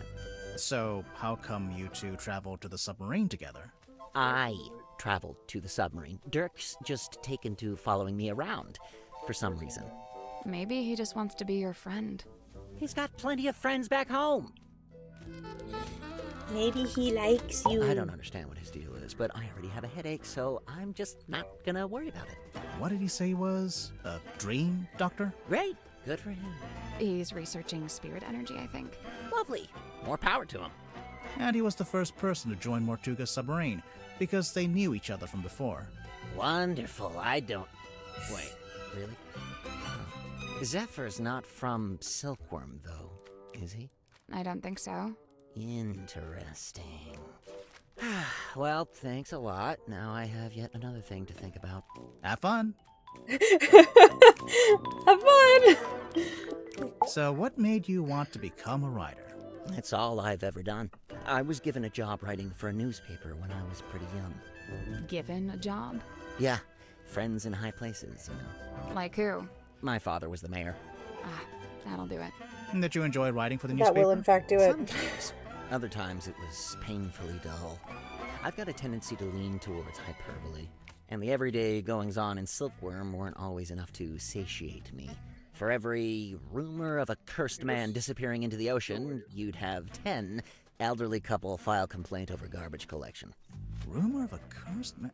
Wait, you wrote an article about Mortuga? Oh no, I quit before that. I left town and went off to the city to be an author. And the result? Hex of the Helmsman. 50 national bestseller lists. As we speak, it's being translated into 5, 6, 7, 8 more languages. Must be nice. Your first book, and it's a big hit. I'm not complaining. I can see why you'd be writing a sequel. I really don't have a choice, do I? This is how things go.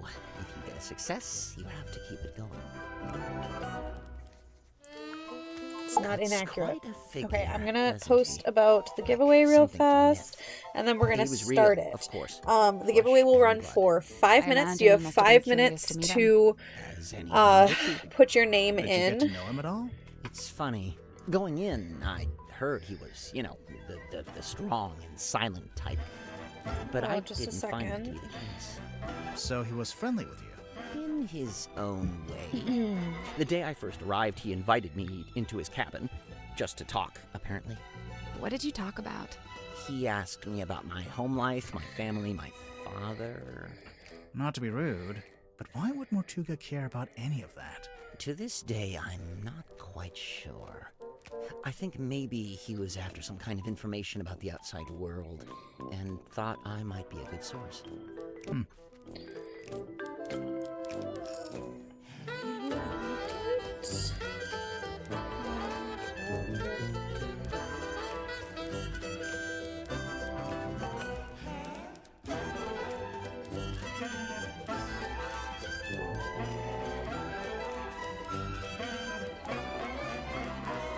Just a second, let me get this up here. Here.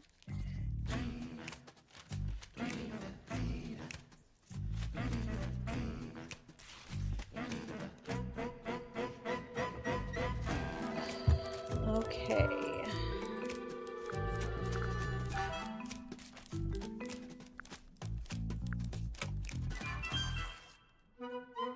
All right.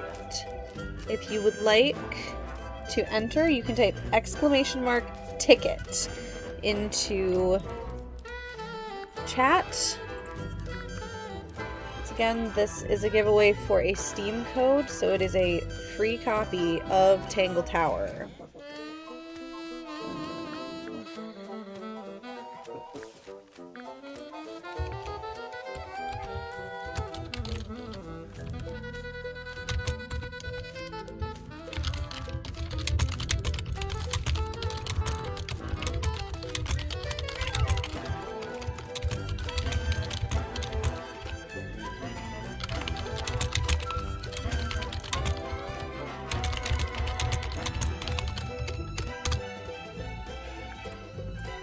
Sending that into Discord as well. Alright. Now the question is it actually, yes, it's actually running properly.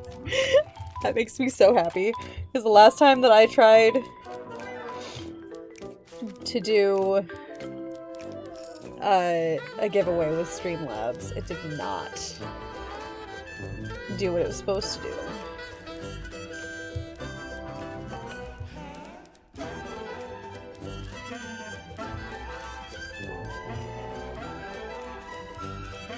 Alright. We're gonna keep going. Obviously, it has a timer. It has a timer, so it's going to let me know when it's done. I noticed on the back of the box it says, Series 2 coming soon. Look out for Hex of the Helmsman 2, only in theaters. Kind of presumptuous, isn't it?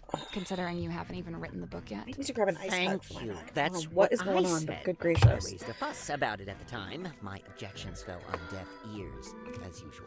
Why are they so keen to make a second movie, anyway? What else? Money. What's this? World's smallest piggy bank? What? It's not a piggy bank, is it? Well, it's got a slot, and there's something in there. I thought maybe it was a penny.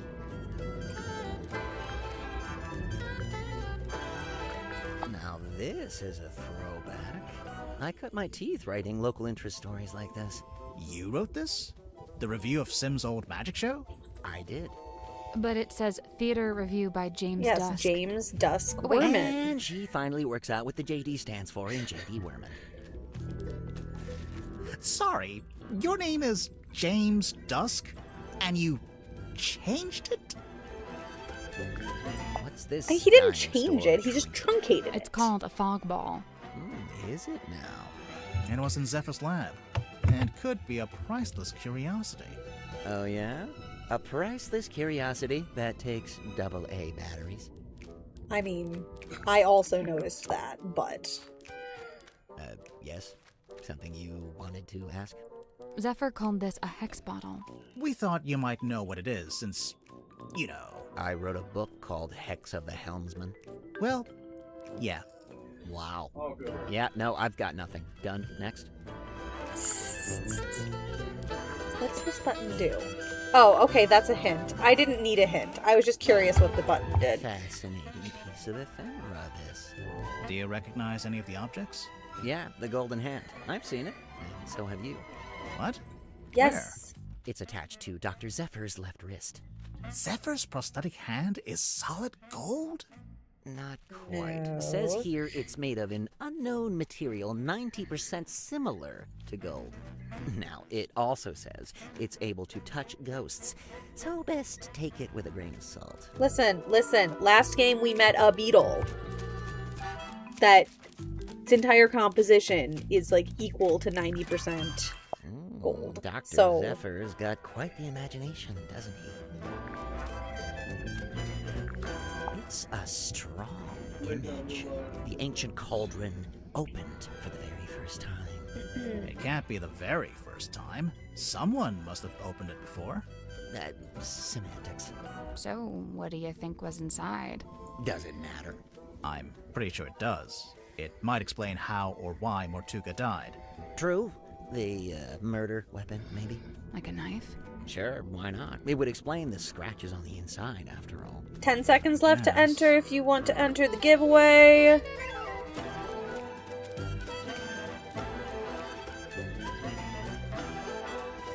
And we're done. Let's pull a name. Pick a winner. Congratulations, Turtle. You won.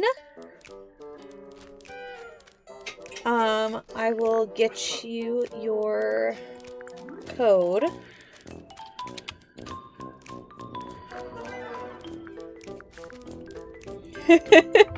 I will send it to you via Discord. And remember, friends, you get another chance. I have 5 codes, now 4. So we will do another giveaway at 11:30.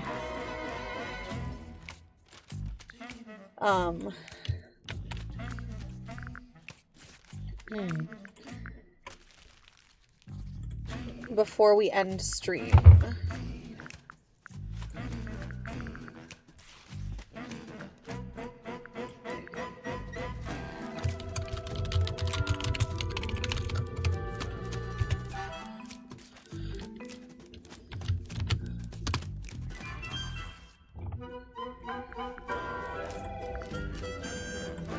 You are welcome. Congratulations. Like I said, if you guys want another chance, we're going to do another giveaway at 11:30 tonight. There are Picture 4 of a moon. codes Started left, asking and Mary on we're the moon. gonna do Wow, 2 giveaways never tomorrow would've thought night of and that. 1 giveaway Occam's on razor, Sunday might be. night. Who? I don't think we've met him yet. Oh, that's right. The Stargazing Girl. Sounds like a good title for something. Like a book? Or a film? A one-woman play, surely.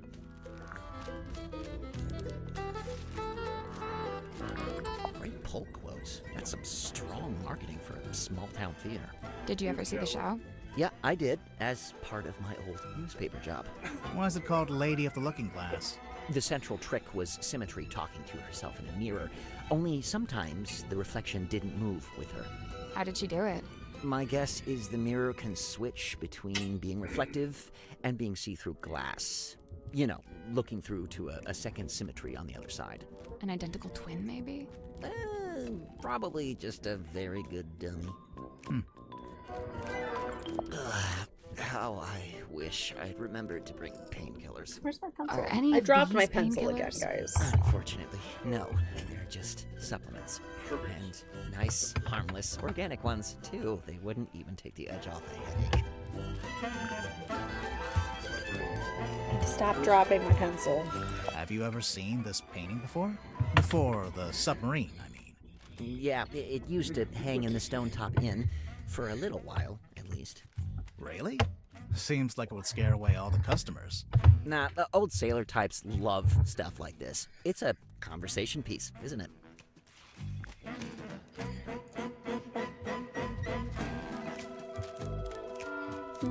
I tried asking Mortuga what this was. No luck?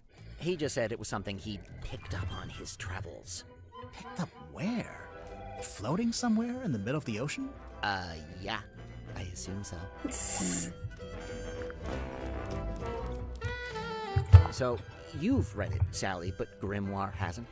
Nope. What's it about?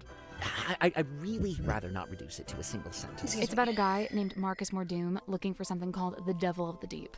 And does he find it? I just think it'd be better if you took the time. Yeah, kind of. It gets a little abstract towards the end. So what? It's just Marcus Mordoom on a ship, and that's it? What are you talking about? Oh, that's several. Hello! Why are my It's also a raid love cats? story. Marcus is the mom of Bogwin the woman, Chimes Felicia. rating in. She's Welcome in, I don't friends. see her on the cover. Hello, Wait, hello, all the hello. nuance is lost if we just... No, she's there. Kinda. Like I said, it gets abstract. I'll take your word for it. We can pause our dialogue. Hello, friends. Welcome in. Let me give Bud a shout out.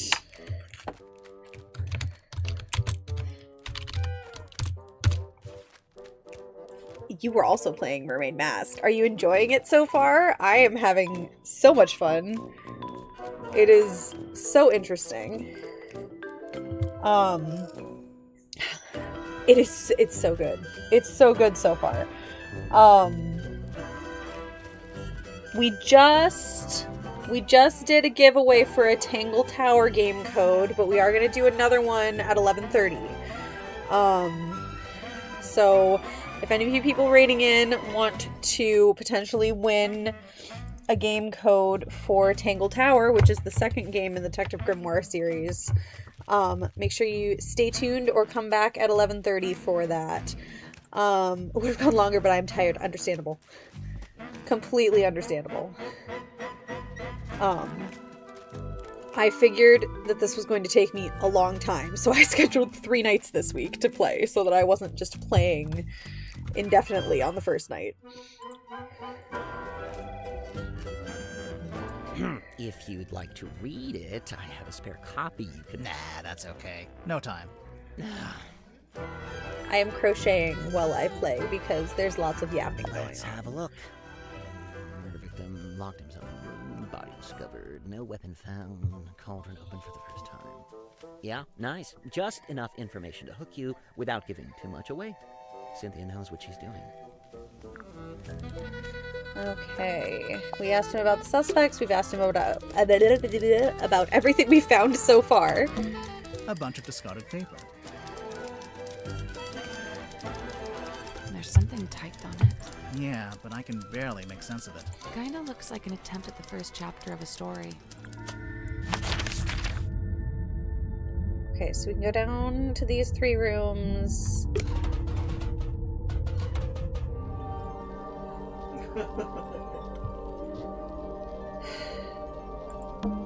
An eerie it is. Sure, maybe. No, maybe. Symmetry. My friend, I really do need to speak with you. Plastic cups. For magic tricks? Presumably.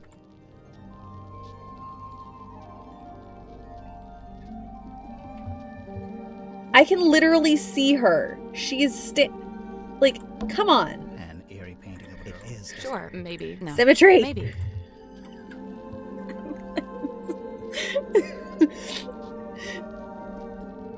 I'm more annoyed with Grimoire. Like, she's blinking at me. I can see her standing behind the frame. Like, Grimoire, could we please? Could we just please have a discussion with her? Oh my goodness. Oh my goodness. That's not what I meant to do. I was trying to just... There we go. Okay.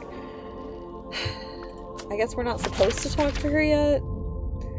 So... we did know what this room is. There's 3 rooms that we can't... Oh wait, no. Go here. Go here. Go here. There's a magnifying glass. We'll be back. I want to go over here.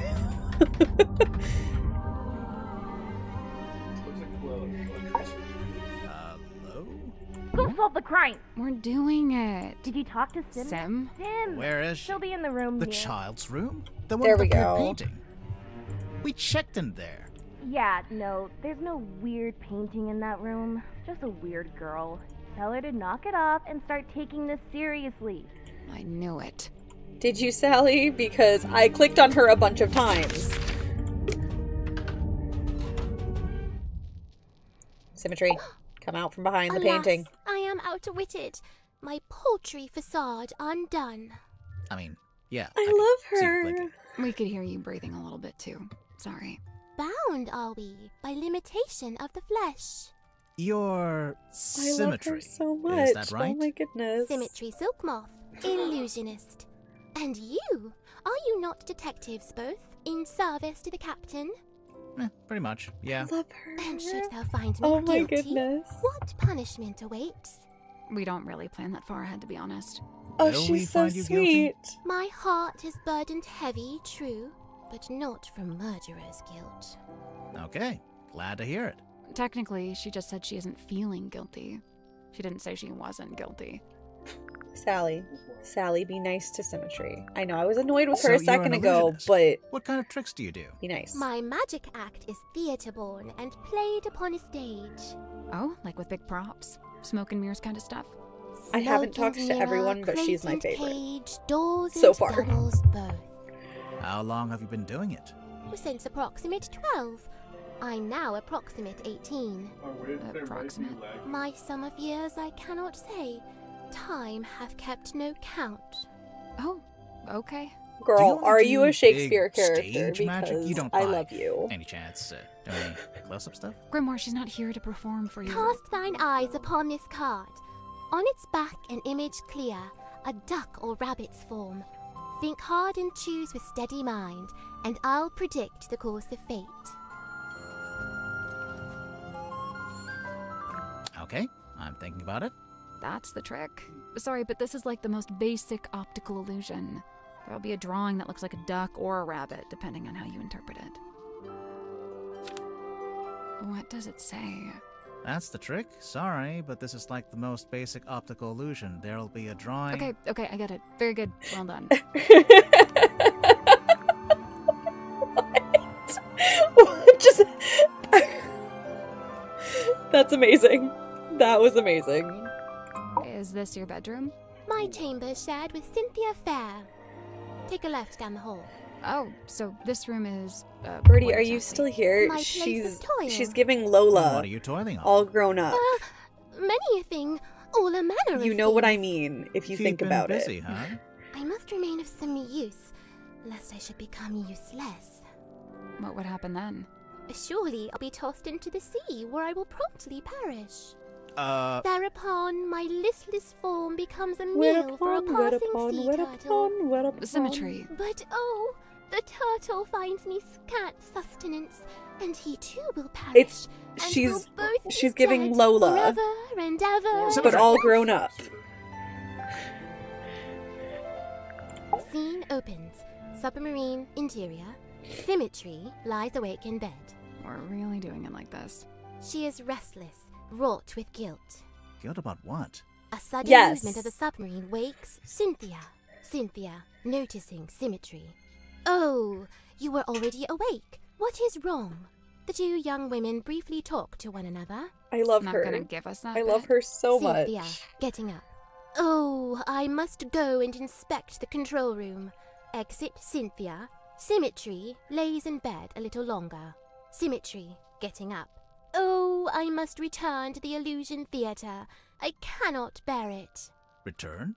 The Illusion Theatre. The door is already open. Symmetry sees Captain Mortuga laying dead on the ground. She screams. She also sees a large face passing by the window. What?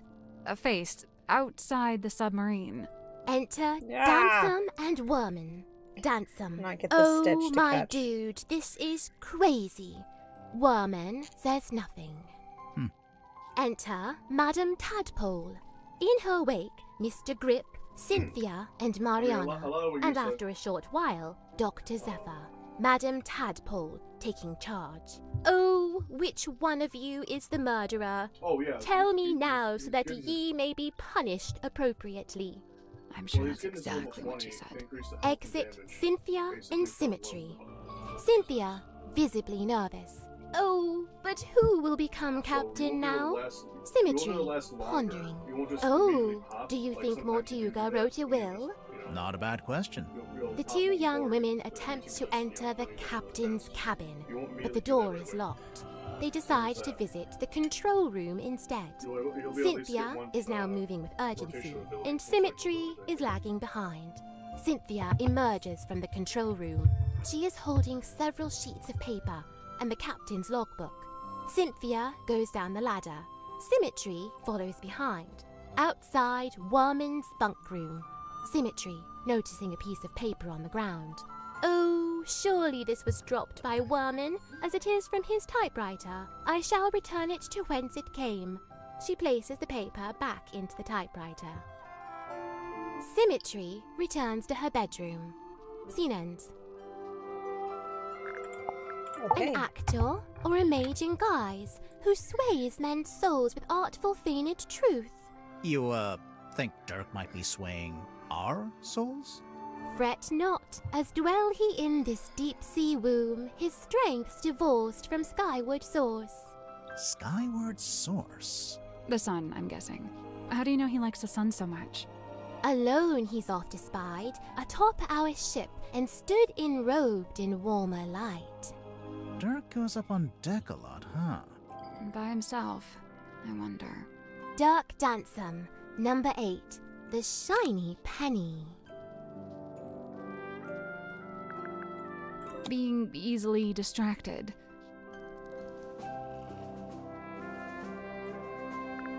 His life's long hope to pierce the veil and breach those blackest bounds.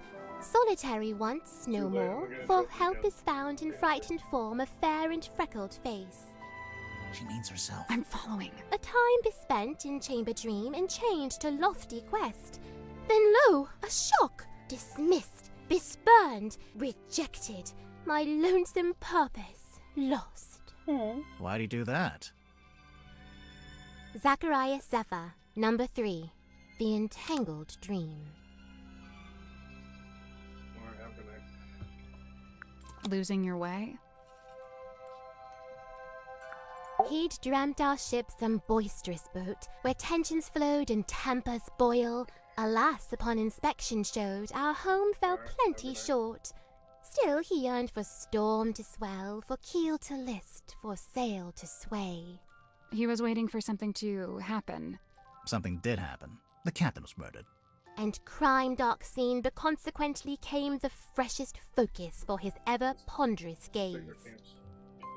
James Worman, number 7, The Empty Inkwell. apathy? Her position keeps changing, and I'm Like jagged face of coastal cliff, cut coarse by storms and swells of life long spent. Sleep a scant solace, bedeviled by a dream dug deep in folds of ever-furrowed brow. His broad form stood, once ox-strong and stout, now more malediction than man. Doomed to dwell down in the dark, the once light of a life once lived, now too luminous to look upon. Magnus Mortuga, number 1, The Turning Wheel. A change of fate? You look kind of pale. Are you getting enough to eat? Alas, by flesh and frame and bone and blood I set but little store. Yeah, that's what I thought. So what do you set store by? Oh, like, what are my interests? Yeah. Enwrapped, enthralled, of cloth-in dolls, of effigies, of twins, Okay, sure. of glass and gleam, of mirrored eyes, of phantoms falsely cast. Fine. Mirrors, okay. Oh! Of what if aught doth lay beyond this fleeting form of flesh? Huh. Symmetry Silk Moth, number 4, The Unblinking Eye. Resolve? maybe? I don't know. She's wonderful. Care to explain what this is? Nay, Do you know what it is? I, I'm not sure if that was a pun or not. Where'd you find it? in the parlor, on the floor, So someone dropped it? so it would seem. What's this? How should I know? It was hung up on the wall in the Illusion Theater. So? So, we thought maybe you were the stargazing girl. I am Symmetry Silk Moth. Yeah, I know. I'm not contesting that. Never mind. What is it? I do not know and dare not guess. Ah, come on. One little guess. It's not my place to muse upon the things in Chamber Dream. It's from the Dream Chamber?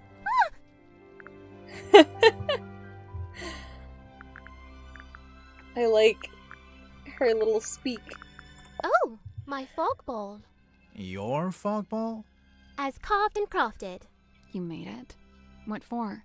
Well, thou mayst use it to speak with Gregory. Sorry, Gregory? We never met a Gregory. You wouldn't have. He lives inside the ball. Oh. And he's my uncle. Oh. And he's dead. Oh. And fictitious. Oh. Sim, look. It's you. Oh, long faded yesteryear. I'm shocked you knew that she was me. Yeah, I'm not sure you're old enough to say yesteryear in any context. From the review, it sounds like your old magic show is pretty good. I filled the house up every night. So why'd you give it up? There were other things I wished to learn. Things not found upon that stage. Hey, Sim, do you know anything about this? Speaketh soft. Okay? Do you know anything about this? Nay! Okay. Lillian's locket. Looks familiar. Is she don't you wearing think? it right now? I didn't know I didn't know it had a name. Kindly close the book. I have no desire to look upon it longer. Oh, sure. Here you go. That face! You know what it is? Mine eye but chanced upon it. Nothing more.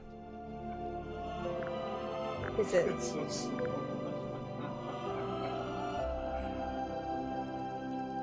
I have Do you thoughts. know how Zephyr's dream helmet But- works? His secrets are his own to keep.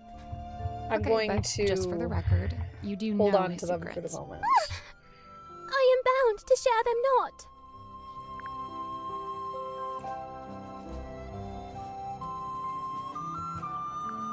This cauldron to Mortuga held deep worth, it seemed to me. When speaking of its somber form, his words were most severe. I might What did he say about it? very well be Lay wrong. not thy hand upon but its lid, that face lest thou be bound to looks ceaseless like- sorrow. Is that a direct quote? Eh, Gregory, who lives in the fog ball, which was borrowed by Dr. Zephyr, and she freaked out a little bit when she You saw drew it. this in? I And did. And you I'm hung it up on the wondering wall? In if the illusion fog ball theater? is what was I used to make fully the meant to large take it face that down. everybody saw Never had the chance. outside the window. What is it exactly? Imprudent plans gone swift astray. Plans for a new magic act? Why'd you hang it upside down? Upside down? Yeah, I thought maybe it was part of some kind of trick or an illusion. I didn't hang it upside down. I hung it right side up. Really? Why would someone bring along a bottled form of sun? Sunlight's good for you. Vitamin D, I guess. What does it do? All kinds of stuff. If you don't get enough, it makes you sad. You know how people tend to be happier in summer and sadder in winter? Alright, let's go. Of course, Silkworm it's sun battery is scant, operated, you so see, being even underwater in a might be summer a sky. problem. I swear, sometimes she just gets lucky with the alliteration. Nope. That was a bad stitch. I split my yarn. There we go. I find it hard to look away. Her flicker flame doth draw me in, and I am merest moth. What is it? Some kind of monster from the bottom of the ocean? No, not of the sea. She's of an even darker place. Interesting. The fate awaiting guilty hearts once they are condemned. What? You get turned into a weird little wooden goblin head? Nay, bound in chains upon the deck and pulled along beside the ship. Oh, jeez. She's not serious. I don't think. Oh, I'm reading this myself. Oh, cool. Hey, did you like the bit where... I am but midway through. Prithee, spoil it not. Right, sorry.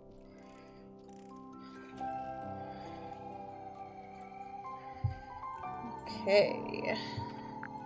The letter in fair Cynthia's hand, a plan devised by her and her alone. The plan being... Why, to hire a sleuth to seek the truth. That's us. Couple of sleuths seeking the truth. I implore, unravel swift this tangled tale, and name the knave ere further harm befall. Further harm befall who? With former captain slain, What? I feared The the what? new be target too. I don't understand my pattern. Sorry. Okay, Symmetry's just gonna hang out in the mirror. I want to look at this real fast. Okay, so that's her uncle.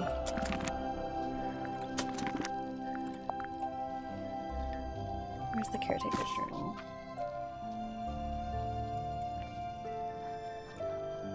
Interesting.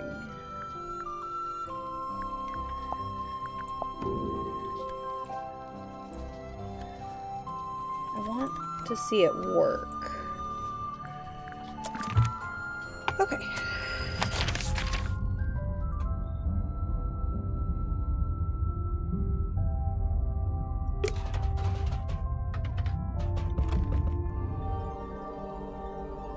A pinboard?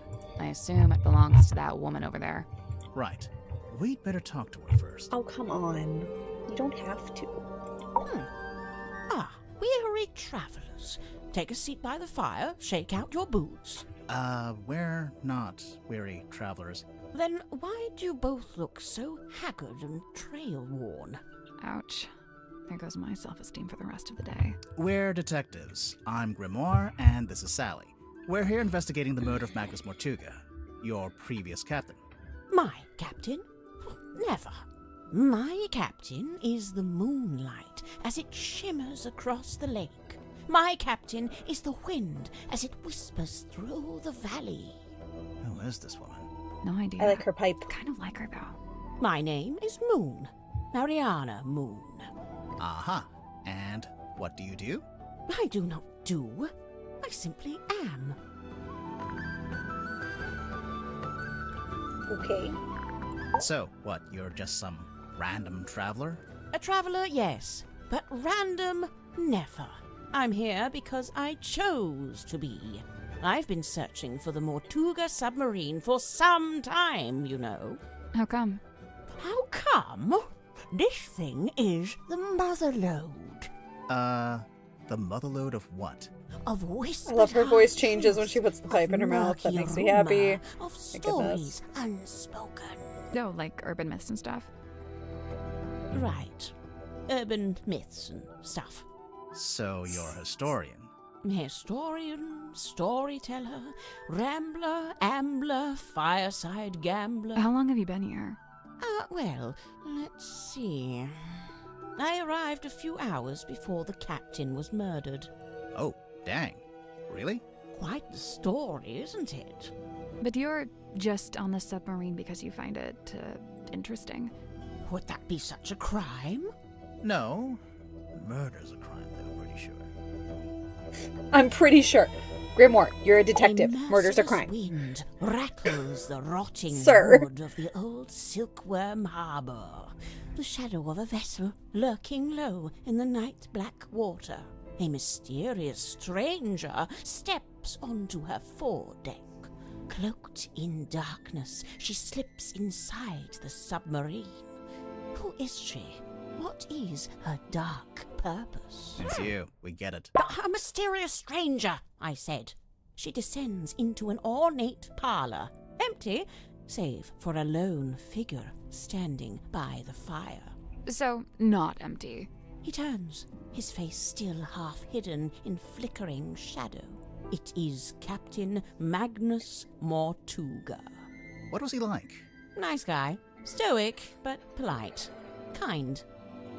He tells me to wait in the control room and then disappears off towards the back of the ship. After a little while, he comes back. But now, he's a slightly different man. What do you mean?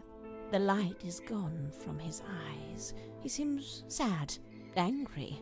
He avoids my gaze as he crosses the room to take hold of the wheel. He tells me to head down the ladder towards the mess hall. Doing so, I encounter two gentlemen named Mr. Worman and Mr. Grip. Neither of them look like sailors, so I know they can't be crew. I assume they must be guests like me. And true enough, it transpires that Mr. Worman is a writer and Mr. Grip is, some kind of watch repairman. Captain Mortuga reappears, descending the ladder.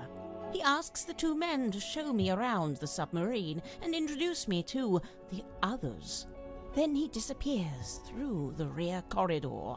It's the last time I see him alive.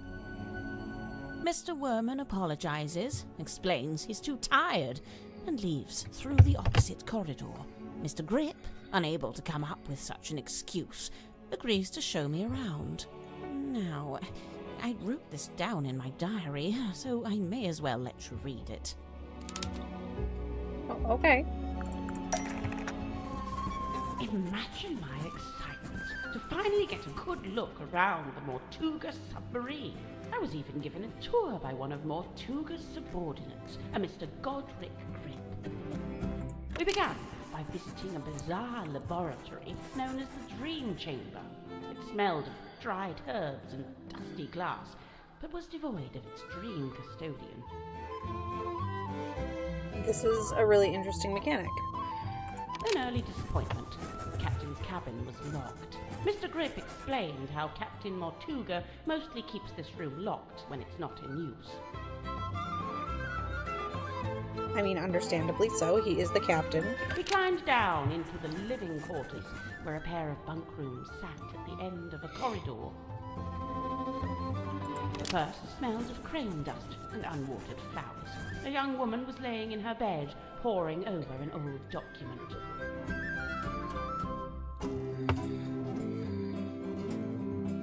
Oh, goodness. Okay. She hastily hid the document away and introduced herself as Miss Cynthia Seafoam, a name to remember, dear reader, as she will shortly become quite important.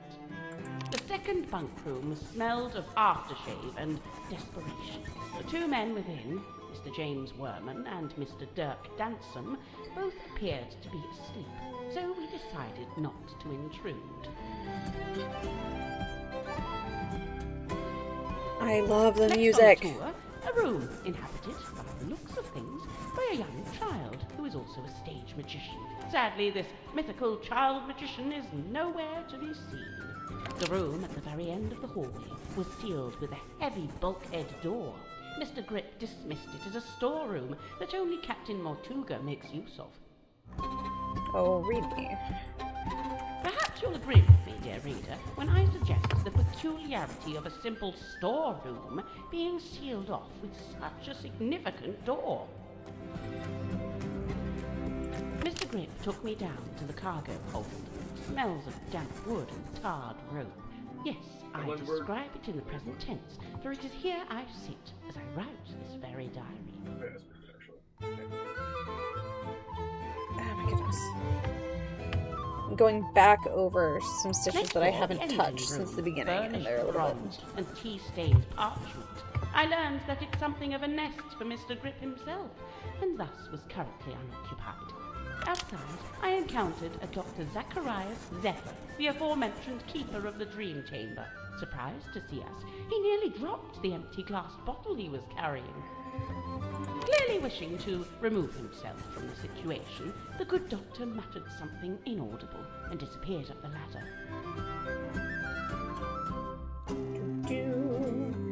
Sorry, I keep wanting to catch these stitches before I click again. We continued on into the next room, which I was amused to discover was some kind of shimmering mermaid grotto. Mermaid grotto? I smelled her before I saw her. The unmistakable mix of salt, seaweed, and sequined spandex.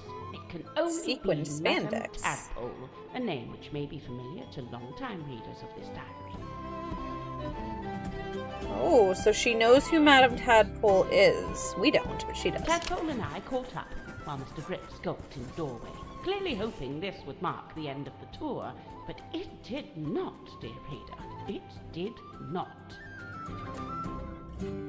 Right, so, yes, I can see there's one Hush more girls. room. Welcome in, friend. Mr. Grip insists it's just the bilge. A dark, dank, and smelly place, ill-frequented by humankind. I tell him he couldn't have sold it to me better if he'd tried. Alright. A Nope, I already did that. merciless I already did that. I already did that. I do enter not the need to listen to it bilge, again. But it's too dark to see anything. Mr. Grip, who is clearly tiring of my company by this point, opens Sounds the vending good. I machine hope to you're let having in a little fun. I know light. I am. Moments later, a voice is heard, echoing down from above. I still haven't met everybody. We're working on it. A young woman, and then an older woman. I can't remember exactly what was said, but I remember thinking... The soundtrack is fantastic. Oh my goodness. Poetry. What happened next? The sound of a scream, and then a dull thud. Oh. Yeah, that sounds like a murder. But which murder? Anyway, by this point, I've used up all my, my patience. So I decide to take my leave. I thank Mr. Grip for the tour and return to my new lodgings in the cargo hold. I have to put up my tent twice, as on the first attempt, a sudden movement of the submarine undoes my progress. After some time, Mr. Grip and the young Miss Seafoam appear in my doorway. It seems they've come to fetch me for some kind of official submarine business. We head back towards the mess hall, Mr. Grip and Miss Seafoam heading up the ladder before me. I spot Dr. Zephyr emerging from the airlock. He has a glass bottle in one hand and what looks like an old leather bag in the other. I update him with what little information I have and attempt to catch up with the others. Laying on the floor is the body of Captain Magnus Mortuga. Amongst the living, mutterings are breaking out. Murder and mutiny, cauldrons and curses. But with Zephyr finally in attendance, Tadpole calls for order, demanding justice for her slain captain. But nobody really seems to know what to say. The next morning, it's announced that Miss Seafoam has taken over as captain. And, well, here we are.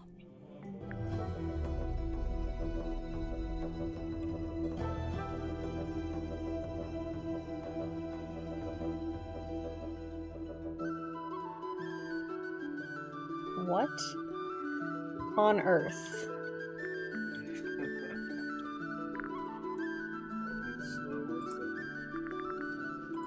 She is very cool. I do not understand.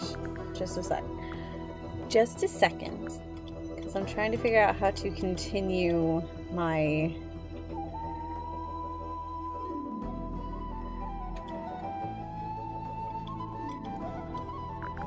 crochet pattern, but I don't understand what they're asking me to do.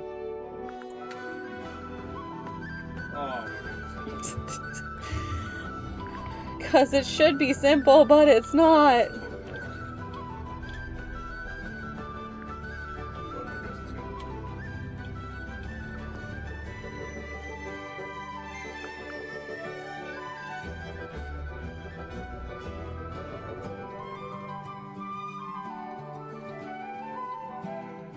Okay, we're yarning over. Insert my hook around the post from front to back. We're learning something real fast.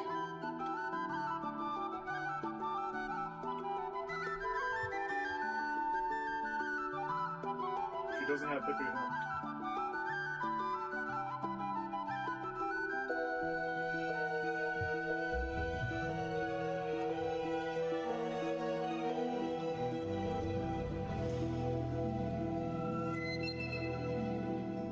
I don't know if that was right. I just live here. We're gonna try it and see if it works. Okay. I saw Dirk wandering the halls this morning, like he was looking for something. I asked him what it was he'd lost, and he said he couldn't really describe it, but it looked a bit like a gun. What? So, something that looks like a gun, but isn't actually a gun. I can't imagine what he was talking about.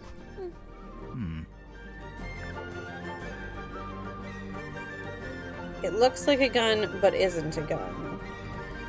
Is it a Nerf gun? I didn't expect to find a fellow herbologist on board. Dr. Zephyr really knows his rosehip from his rosemary. He's a chemist, too. Impressive, don't you think? I don't know. I get the sense his work is more alchemy than chemistry. He does seem rather secretive about it. I tried asking him about his experiments, but he seemed awfully reluctant to divulge any details. Sounds familiar?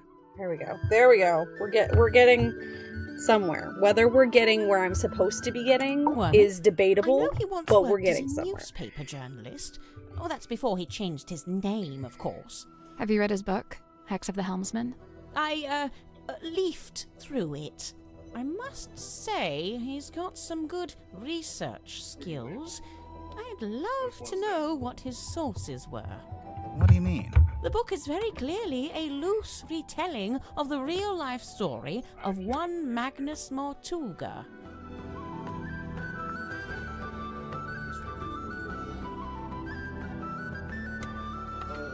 Broad shoulders, long arms, good for reaching across a wheel. He had a hard face, but soft eyes. I'd wager he was once a very handsome man. Do you know anything about his life before the submarine? Like, if he had a family? I'd never heard mention of his parentage, no. But he lived in Silkworm. Do you know where exactly? The only record I found lists him as living at the Stonetop Inn and working on board the Stonetop family sailing ship. As the captain? As a deckhand, and eventually as the helmsman. So how'd he end up as the captain of a submarine? All I could dig up was a rumor that he bought the submarine from the shipyard. He bought it? Or maybe he commissioned to have it built. Accounts vary on that. Either way, how could Mortuga afford to buy a submarine? My guess is that he didn't pay with money, but made some other kind of trade. What kind of a trade?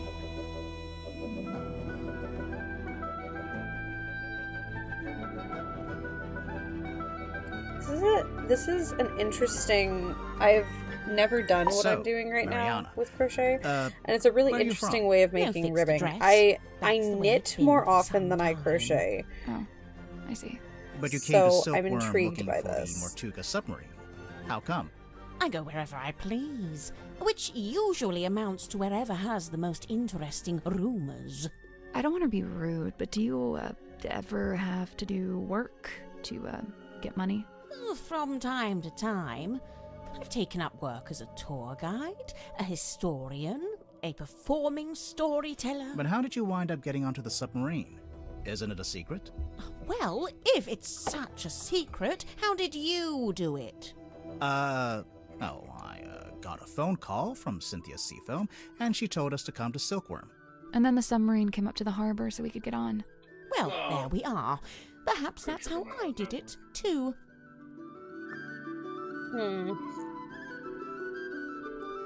You made it sound like you snuck on in the first place, ma'am, Symmetry so... was the only person Not sure I didn't believe see that. on my tour of the submarine.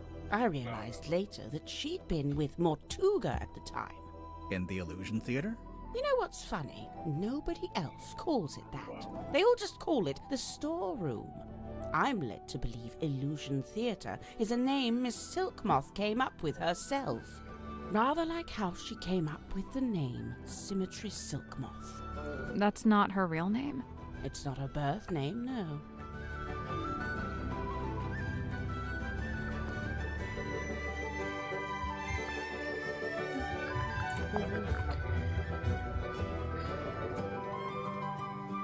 So, I'm curious if this is suggesting that we only need to ask about certain things, because in the other game, in the last game, it was a little bit difficult to like figure out what exactly you needed to ask about. Do you recognize this, Mariana? Should I? Well, we just figured since there's a moon drawn on the label. So because my name is Moon, all moon-related things must belong to me, Even if it's not yours, do you have any idea what it is? It's a herbal compound of some kind. Valerian, skullcap, chamomile, and seawater. So, not poison. Maybe it's medicine. Would those herbs do anything in particular? I suppose it could be a sleep aid, like a mild sedative. Interesting.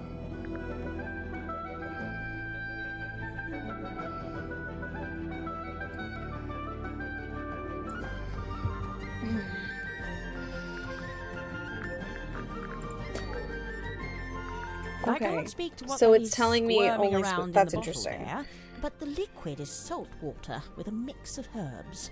I suppose Zephyr must have a pestle mortar. I might ask to borrow it. Which herbs? Valerian, skullcap, and chamomile. The same herbs that are in the moon vial, huh? Mariana, can you tell us what these tablets are? It's rather more difficult when it's something synthetic like this. Some kind of vitamin supplement, I believe. All three of them? Yes, the 3 tablets seem largely to be the same thing.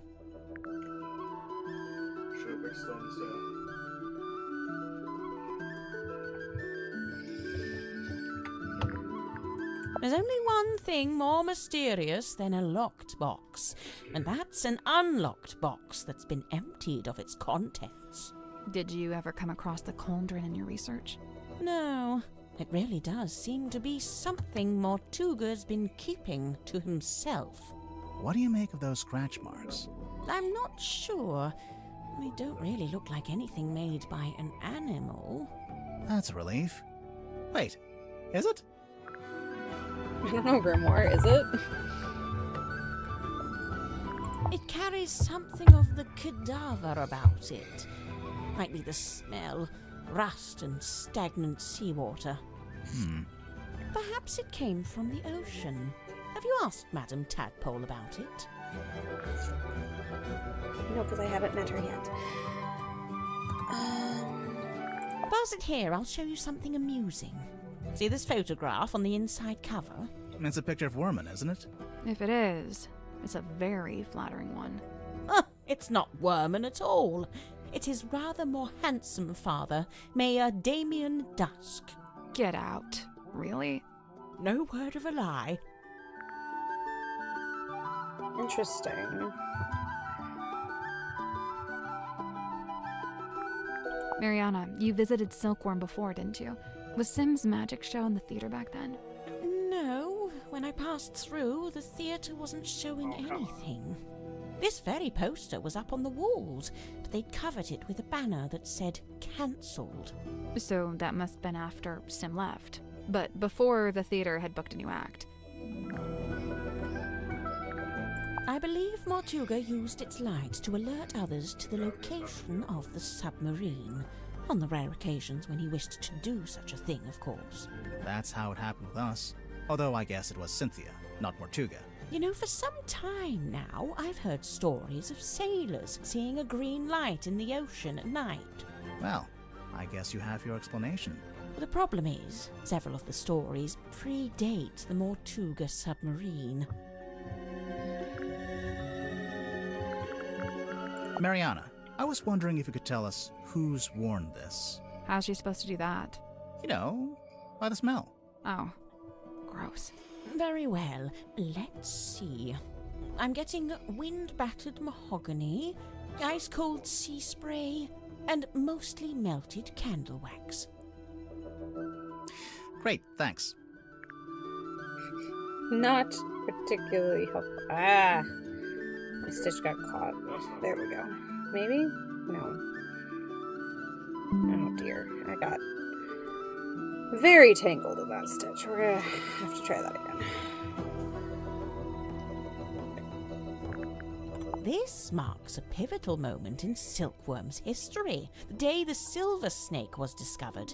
It also shows the two women who found it, Felicia Stonetop, that's her on the left, and Sylvia Seafoam on the right.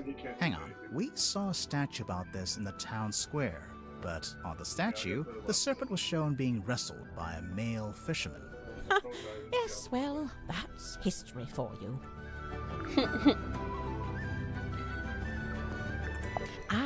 Now we're getting to it. The reason all of us are here, really. How so?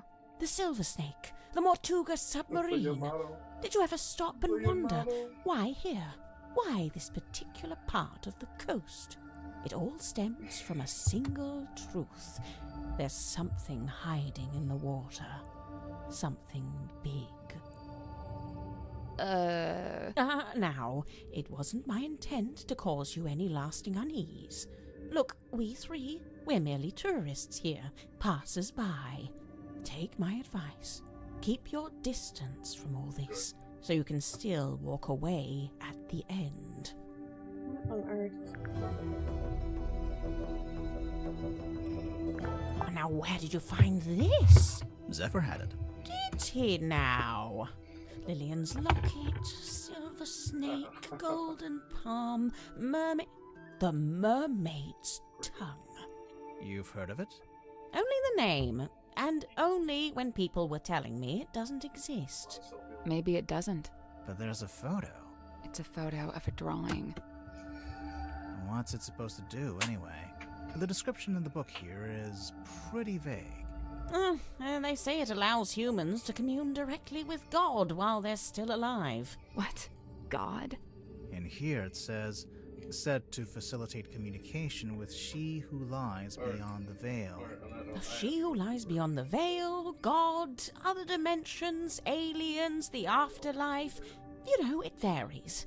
But the sentiment is the same. Though it's a wretched thing, really. An echo of man's desperate, futile desire to wring answers from a silent universe. I can see why people would say it doesn't exist. But Zephyr's trying to get hold of it. Well, he may be. It depends.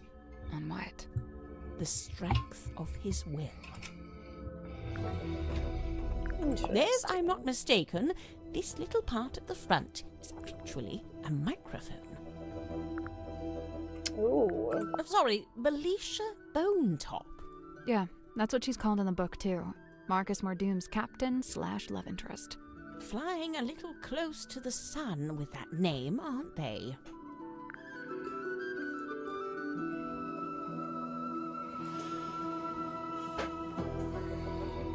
Alright. It's a pinboard.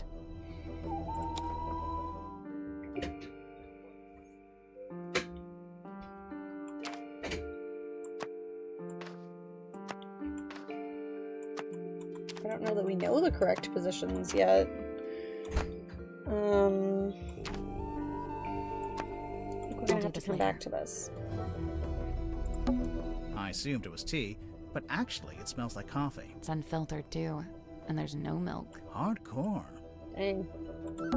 It's a pizza oven. No, it's a furnace for heating the submarine. Right, but you could put a pizza in there. I mean, you could.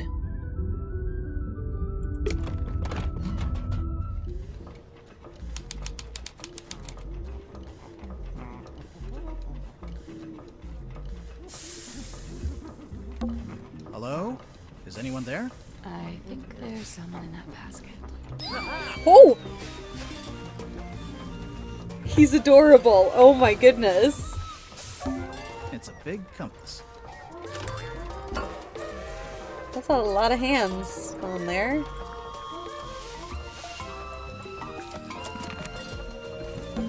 A selection of some of my more unusual compasses. Please peruse at your leisure. This compass tries to point away from all the others.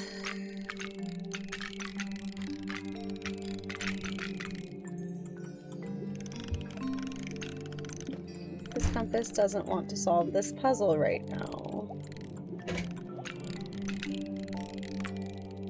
This compass is actually a clock in disguise.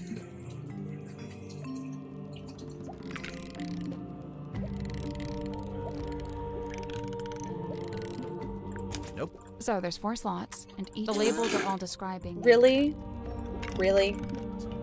I guess that's wrong. I think we'd get more. And pay attention to the needles while you're doing it.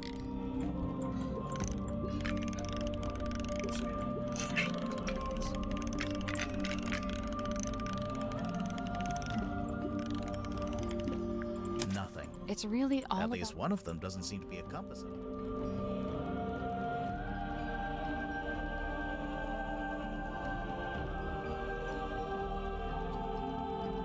So if you hover over it, it turns. No, it turns...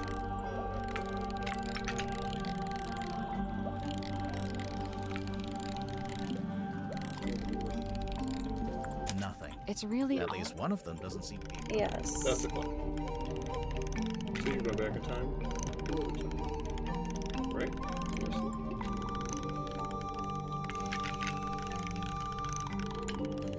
Sounds good, Birdie. Have a good night. Yeah. Nothing. It's really all about the behavior. At least one of them doesn't seem to be a compass. Totally, the red one's a clock. I think the green one being the one that points everything is right. Unless that's the blue one. Yes, and then... So which one doesn't have a function yet? Nothing. It's really At least one of them doesn't seem to be a compass. What does purple do? Seems to just... It only points to the yellow one. Yep. Wait. Which means Nothing. that the It's pink one is really- At least one of them doesn't seem to be a compass. Nothing. It's really At least one of them doesn't seem to be No. a compass at all. I thought this one was the one that... It doesn't. Maybe... Is this the clock?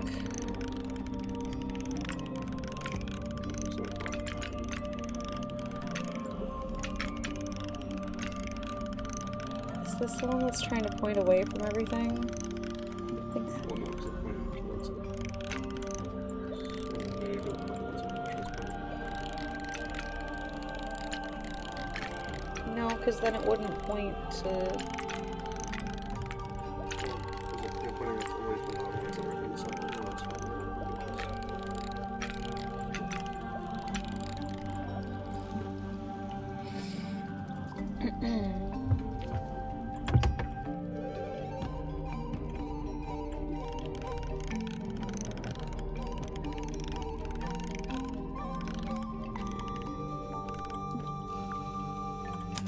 It's really At least one of them doesn't seem to be a compass at all.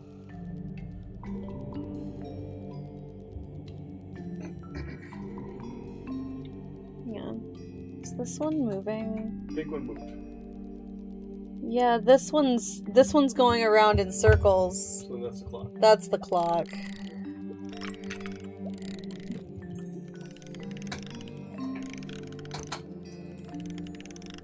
And I bet this one is just Nothing. no? It's really At least one of them doesn't seem to be a compass at all.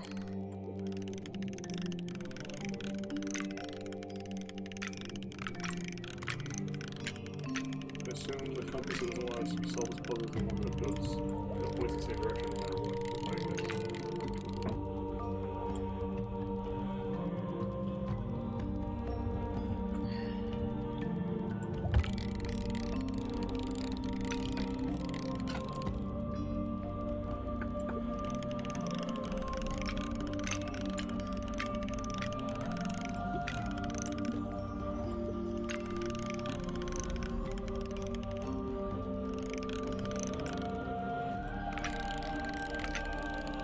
Points specifically to one. So blue is not the one that points at everything. The red kind of points the direction of the green doesn't.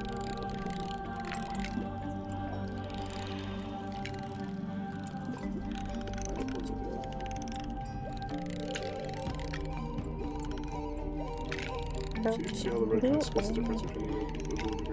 That's interesting. There we go. Yeah. nice. Did something unlock? Nope. Yeah, it did. I heard it. Sounded like a box opening. Pure conjecture. Man. Noisy, dangerous. Yep, it's an engine room. I thought you were talking about me. This open. It's open. What is that? Some kind of scroll? That is not for sale. Please don't touch it. Too late. Sorry.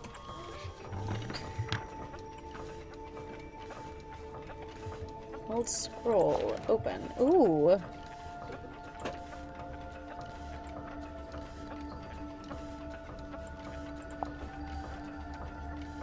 Approximately 2 miles. Interesting. Interesting. This is...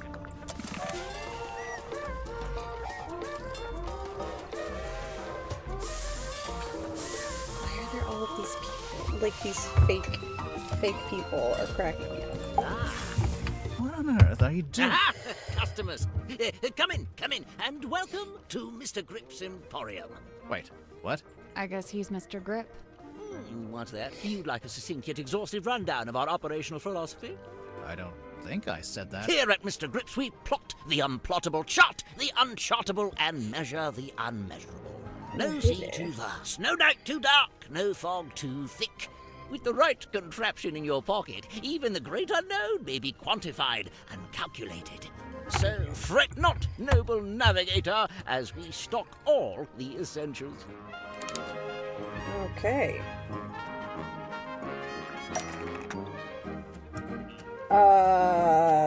What?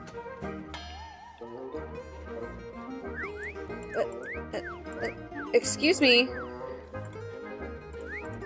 What is this? What? What? Sir.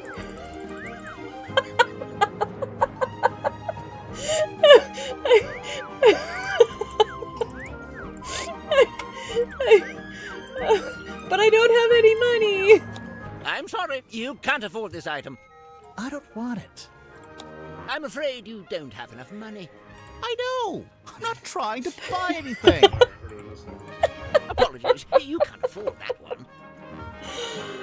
This is magnificent. Mr. Grip, we're not customers. We're detectives. This is so great. We need to talk to you. Oh, we made him sad. Why didn't you say so? Now, what is it you wanted to know? Can I get your full name? Godric Grip of Mr. Grip's Emporium. And that's this little shop you run down here in the engine room. for some reason. This is merely the newest Yes, branch. she The is. flagship site is back in Circuum-on-Sea. Yeah, we saw it. It's all boarded up. As well, I can't make a living selling compasses to the ghosts in a ghost town, can I? So that's what you It's fair. do? Sell compasses. Seems kind of niche. We buy, sell, and service all manner of nautical navigation equipment. What's that? Ah, yes, we also provide cartographic consultation. We'll analyze and decipher any map, all for a low, low fee. Some maps may be invalid, fee to be decided on a case-by-case basis. Sorry, did you just talk to your stick? You mean Cornelius Kane? Cornelius And Kane. he's given it a name. Amazing. Don't ask any follow-up questions. Maybe he'll let us move on. How'd you wind up here? I crashed my hot air balloon into the ocean. Whole thing came down. Dreadful. And of course, I've never been a swimmer. I don't have the upper body strength. How'd you crash your balloon? A rather spirited disagreement with a flock of migratory pelicans led to an abrupt Sure, okay. And the actual reason? storm. There we go. Wait, so you're an aeronaut? I thought you were a shopkeeper. Yes, well, you're quite right, of course. But I've been inspired to leave my shop behind and head out on a journey of discovery into the great unknown. That was the plan, at least. As you can see, I didn't make it very far at all. So there's a storm, the balloon crashes, you fall into the ocean. Then what? Enter Captain Mortuga. He finds me adrift, fishes me out of the water, and promptly places me here. In the engine room? Was every other room taken? On the contrary, only Mortuga and Zephyr were living here when I arrived, so I rather had the run of the place. Cornelius and I just agreed this would be the best place to set up shop, as it were. Why did you set up your shop again? You just said you'd been inspired to leave it behind. I had to make myself useful somehow, didn't I? Oh my goodness. Let's see. I'd taken Cornelius up to the mess hall. Poor fellow needed a little repair work, you see. Were you alone up there? Aside from Cornelius, I mean. No, Werman was there, working away on his typewriter. Then, all of a sudden, somebody new came down the ladder. A woman by the name of Mariana Moon. Werman and I conversed with her for a few minutes before Mortuga himself entered the room. He passed through towards the child's room and the storeroom, but before he left, he asked us to provide Mariana with a tour of the submarine. Werman feigned a sudden fatigue and slithered off back to his room, leaving me as the solitary tour guide. You do kinda look like a tour guide, to be honest. Yes, well, I won't bore you with a blow-by-blow. I'm sure Mariana will cover that in her statement. Suffice it to say, we ended up in the bilge at the very back of the submarine. And there we were, standing in the dark, when all of a sudden, a voice echoed down from above. Mortuga's voice? No, a young woman's. Possibly two different women? The voices were followed by the sound Well, of he's a... giving his and statement. finally I do have to run and go do dull something. thud. I will be back Something in hitting just a the minute. ground. Sounds like a murder to me. What did Mariana make of all this? Well, apparently satisfied by our impromptu eavesdropping session, she made her farewells and left. You didn't go with her? No, I stayed a little longer. Did you hear any other weird noises? I did. First, the sound of the storeroom door wrenching open and then closing again. Secondly, some kind of short, heavy scrape, mechanical. And finally, a dull thud, like something hitting the ground. Sorry, again? How many murders were there? I didn't really know what to do with myself after that, but an unexpected lurch of the submarine caused me to very nearly topple over into the bilge water. So I decided to take my leave and return to the safety of my engine room. You didn't want to go upstairs and see what was going on? I certainly thought about it. Ultimately, I think it came down to cowardice on my part. You didn't want to run into the murderer. So, let's see. I was sat there, feeling rather pathetic, when Cynthia appeared in my doorway. What did she want?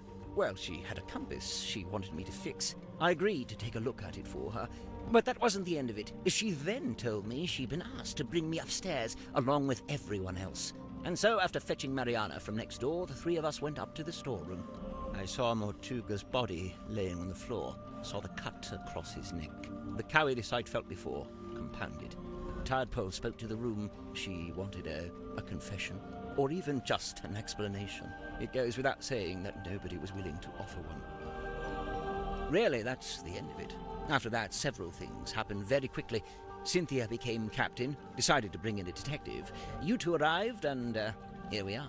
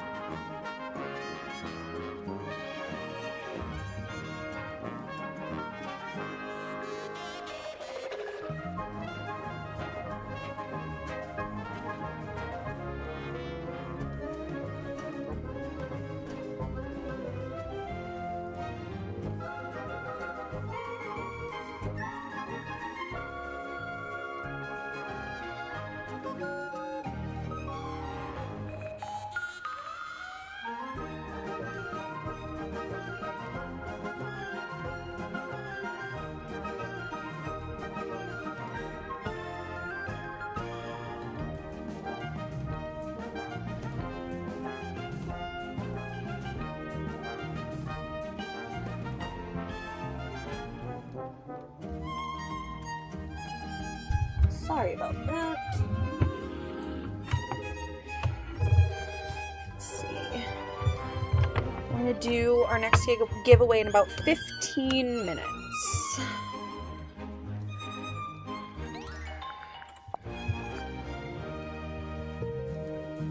I noticed Dirk seems to be trying to tell Werman what to write in his book. Is he just trying to make sure Werman gets it done? Or is he trying to get him to write it in a certain way? A little of both, I'd wager. Maybe he's in league with Werman's publisher. Dirk? That can't be right. If I recall correctly, he told me he worked for something called, oh yes, thank you, Cornelius. Wit and Whimsy, that was it. But I'm not sure what It's a movie production company.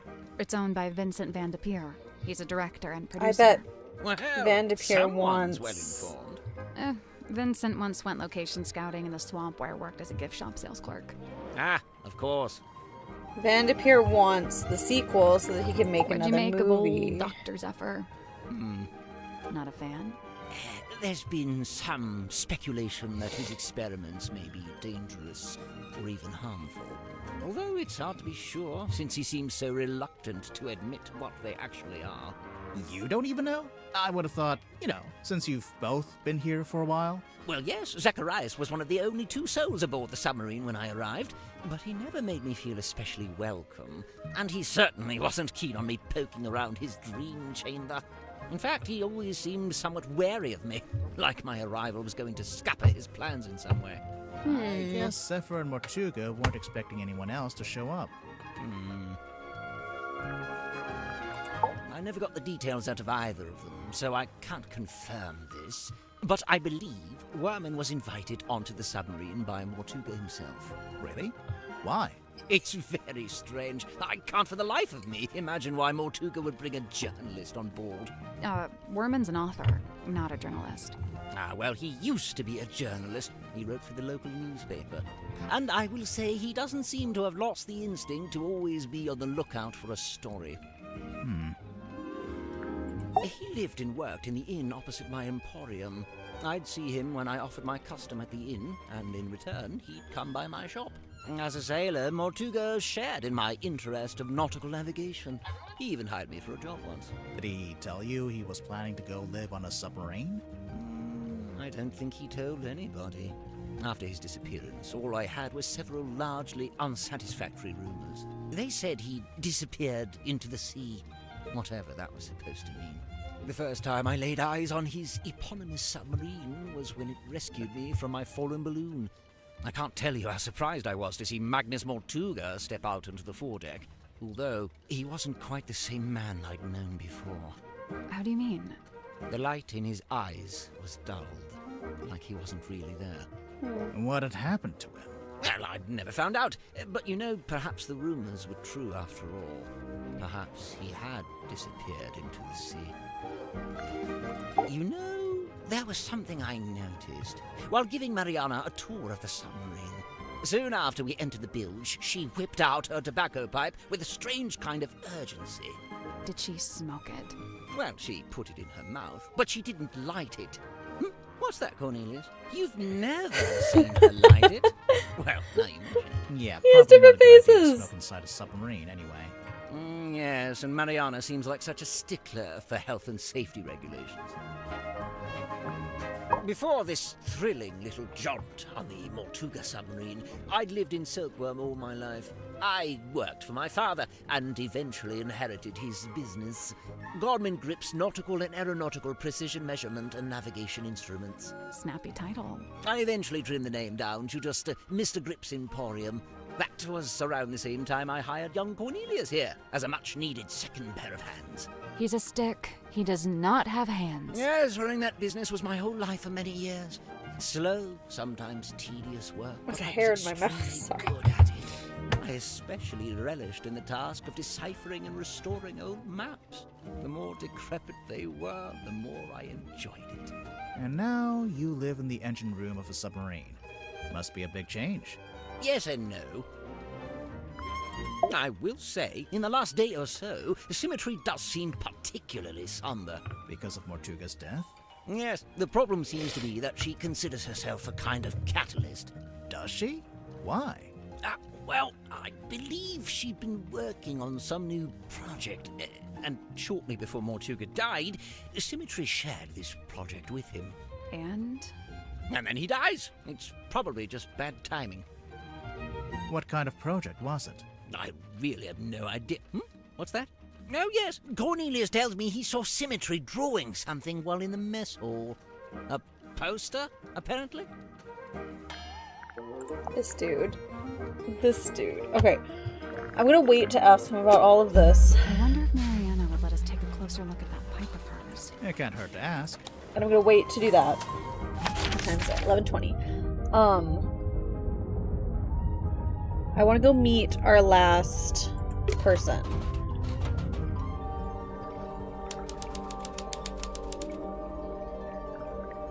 This is gorgeous. Oh my goodness. Oh, that reminds me. I need to buy new towels for my bathroom. Sally, we're solving a murder here. Focus. Old glass bottles. Looks like they've all been salvaged from the ocean. Hey, this one has a message inside. Curse in the Cauldron. A small room within the bowels of the ship, his lifeless body lies in a shadow of an ancient stone cauldron. The cauldron's heavy iron lid has never been unlocked, it has never been opened. For all his strength, he ultimately proved powerless against the lure of the unknown. On this morning, the cauldron had been unlocked. On this morning, it is wide open. What? That's a big mirror. It's the kind of mirror you'd walk through to get to Mirror World. You've been to Mirror World? What's it like? On reflection, it's not that great. Hey, it's me, Madam Tadpole. Yep, that's my name. First question. Go. Are you a mermaid, or what's the deal? Great question. Half mermaid. The top half, obviously. From the waist up, all mermaid. And as you can see, I have the legs of an ordinary human woman. An ordinary human woman? Who happens to be an Olympic-level swimmer. Second question. Go. So, Madam Tadpole, you're a professional swimmer? Or a professional mermaid? I'm not a professional anything, not anymore. I'm done with all that.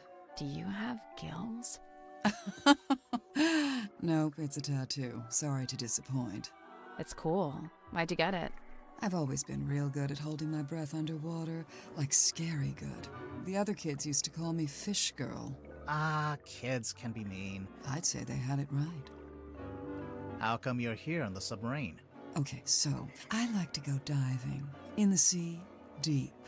Oh, like with an oxygen tank and a mask? No. I don't use any of that stuff. Anyway, so one time I went She's a too free deep. diver. I wasn't going to come back up. I was pretty much done for. Somehow Magnus found me, pulled me into his submarine. He brought me back. I owe him my life. Wait, so are you from Silkworm? Were you living in the town? Nope, I'm from far away. Then how come you were diving into this bit of ocean? Oh, well, yeah, I was visiting the town. For work. What kind of work? Performance art. Kinda. Like I said. Hello! Oh my So, goodness. Mortuga saved you from drowning, and you just decided to stay? Hello, friends. I really need to fix where that raid is. Opal, let me give you a shout out. Hello! Hello, welcome in. Let me scroll back up. Welcome in Darkillian Chris. Welcome in Pashmina Panda. Opal, welcome in. Gumpy Gump, welcome in. I'm gonna go with Ari because I don't know how to pronounce all of that. Welcome in. Hello friends, my name is Pious Private Eye. You can call me Pious, you can call me America, you can call me whatever the heck comes out of your mouth. I'm a variety streamer. We play a lot of Nancy Drew around here. Tonight we are playing the new Detective Grimoire game, the Mermaid Mask. Yes, you do see a Thornberry back there. I have Miss Eliza Thornberry hanging out with us, going on adventures. Smashing! One of my favorite shows from childhood. Yeah, tonight we're playing the new Detective Grimoire game. If you haven't played this series, it's an amazing series. This game came out today. I was gifted a code by Panic Department in order to play it with all of you. Donnie is my alter ego. My 3-year-old makes random noises, and I swear she sounds just like Donnie. She has never seen that show, but she sounds just like Donnie. I was excited to watch more now that I'm done with studying, so I brought the rest of my chat with me. That's exciting. You guys are just in time. In about 5 minutes, we are doing a giveaway for a game code for Tangle Tower, which is the second game in this series. And so we did a giveaway earlier tonight, and we'll be doing a second giveaway in about 5 minutes. Well, it's starting in 5 minutes. We'll do the actual. Welcome in, Mr. Grimstreams. And I think I saw Frank and Rose. Welcome in. So yeah, we just met Madame Tadpole, who is apparently half mermaid. These games are super duper cool. If you haven't checked them out, you definitely should. And the nice thing is, technically they're all interconnected, but the stories are not the same story. So you can play Tangle Tower as an introduction to the series. You can play Secret of the Swamp as an introduction to the series. You could technically even play this one as an introduction to the series. They are all on Steam, and they do have a bundle going on right now. So all 3 games are on sale as a bundle. It's where I belong. The Let's ocean. keep talking to her, I had my though. fill of living on land. I've got no interest in going back. Looks like you've made yourself pretty comfortable down here.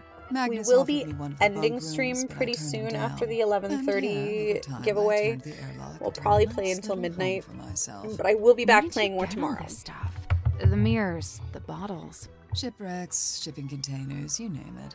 If it falls into the ocean, I consider it fair game. You go swimming out in the actual ocean. Of course. Isn't it cold? And what about the water pressure? What about him? That's for other people to worry about. So, how do you get out into That's the sea? upstairs Or people do you problem. just I'm go downstairs from people. up on deck? See that hole in the middle of the room? Leads down into a big old water tank with a door that leads outside. I go out into the ocean every single day. Jeez, I'm impressed. Like I said, this is where I belong. So someone long have you could been have living gotten here? out I this stopped way worrying about and times back and in dates. It this doesn't mean way. much down here, but I know I arrived after Sim Interesting. and before Dirk. Do you get on with the other suspects? Oh, sure. It's a nice group. I was closest with Magnus, though. He was one of a kind. Her eyelashes are iconic. I remember the sub did a weird kind of tilt. Don't know what it was, but anyway, it woke me up. So yeah, I'm trying to go back to sleep, but I can't because now there's all these footsteps outside my room. I get up and check outside. Nothing. So I check the bilge. Was anyone in there? No, but something's dripping into the water. I get a closer Oh. look and it's blood. Interesting. Coming through the drain that connects to the room above. So I head up there to That's check. the first time anybody's The door's mentioned locked. that. I open it up. You unlocked it? How? How? By turning the wheel. So okay, I guess it's not really locked. More like shut. Could anyone turn that wheel? Probably not. It takes some upper body strength. I go inside, and that's when I find him. Dead. Killed, looks like.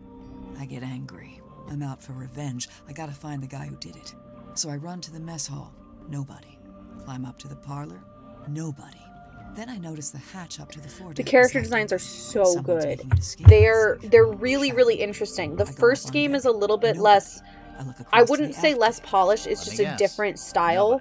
And there was a demon. it has evolved Yep. over the last Going 2 on, games I and see kind the of horn settled coming out here, the and it's head, really, like an antler, kind of. it's really Was gorgeous. it a person?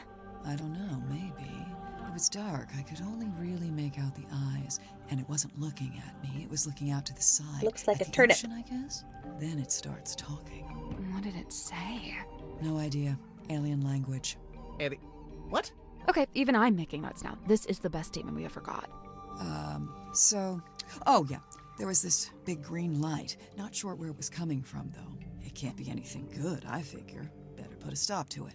So I took one of the oars off the old rowing boat and threw it. Hard. Direct hit. Oh. Its head came off, pretty sure. I saw it fall into the ocean. Suspect vanquishes demon with improvised javelin. Sally. The green lowered away, so now it's too dark to see anything. I want to be sure, so I jump off the side and swim over to the aft deck. But nope, nothing. Then I dive down past the back of the sub to take a look around. Did you see anyone? No. Not... no. How should I put this?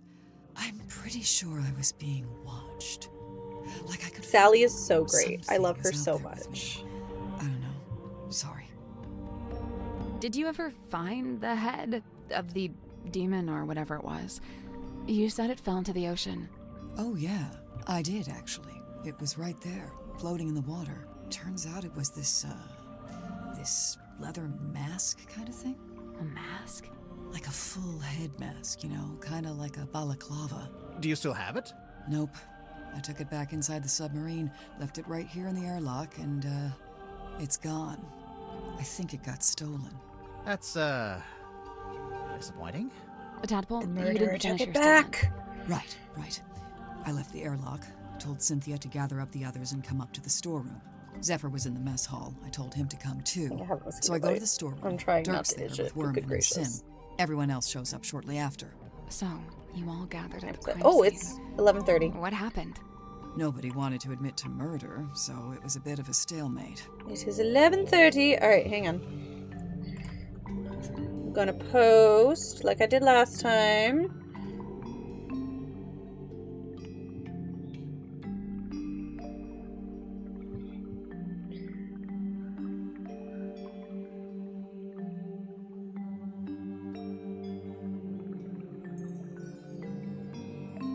We have 5 minutes to enter for a code for a Tangle Tower game code.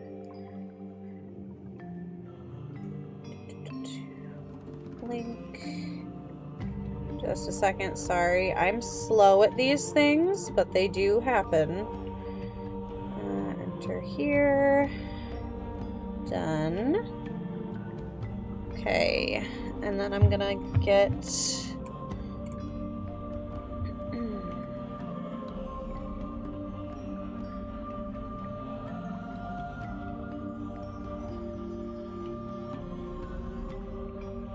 reopen entries. No, hang on. Hang on.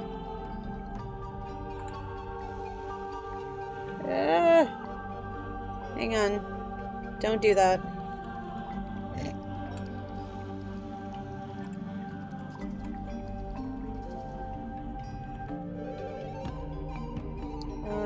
me refresh this page. I have not done it where I needed to... There we go. There we go. There we go. Okay, you can type !ticket to enter. It is a new one, so if you entered last time, you do have to re-enter this time.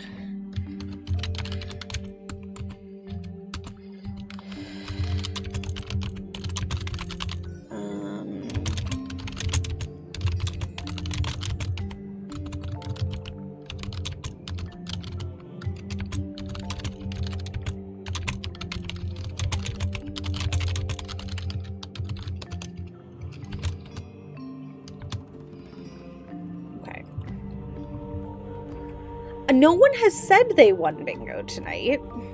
But it doesn't chart it for me because it's a different system than normal.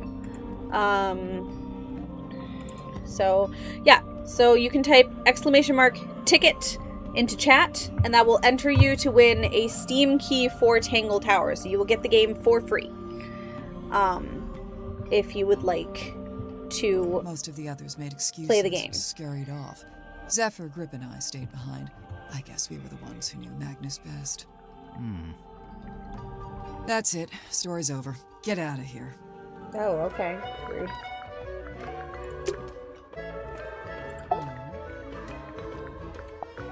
Miss Tadpole, you said you were an Olympic-level swimmer.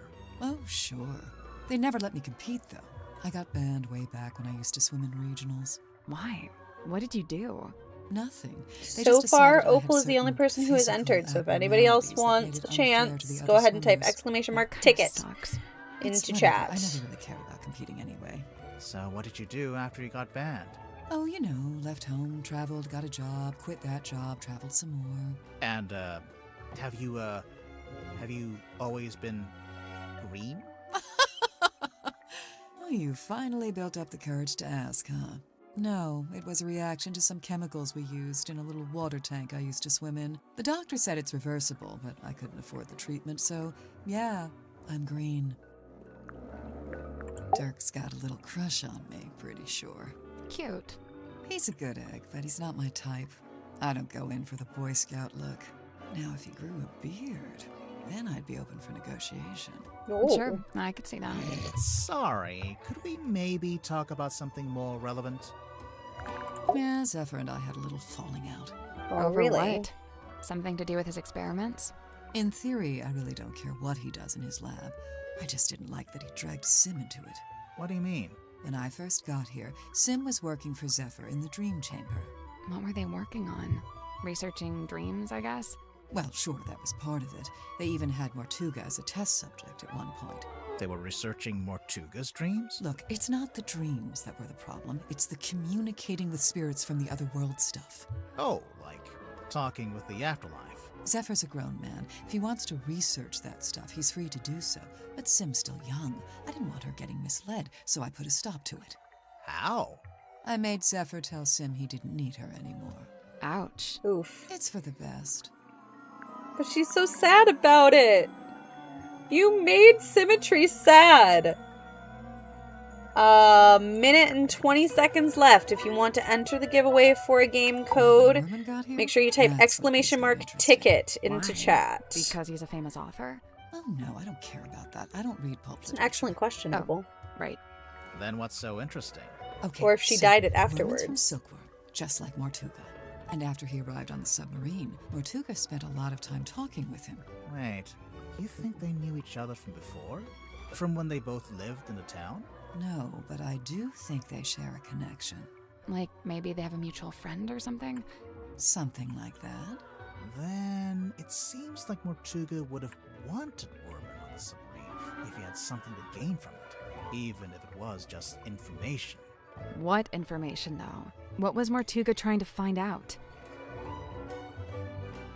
30 seconds left to enter the giveaway if you want to. He wasn't like anyone else I've met. What did you Just like type about him? !ticket and you will get entered. It is a random drawing. Steam Labs does You'd be it. complaining that you had a headache or whatever. Streamlabs does it for me. But then the next morning you'd wake up and find painkillers beside your bed. Wow. Kinda creepy, sneaking into your room at night. And where would you get painkillers on a submarine? The point is, he actually cared about other people. Really, the only person he was hard on was himself. Go on. Well, for one, he never let himself leave the submarine, even if he wanted to. Did he want Well, I to? think we all know who's I going think to so. win, but I'm going to pull it what's anyway. stopping you? Congratulations, Opal. I will send you your code via Discord. I really hope you enjoy the game.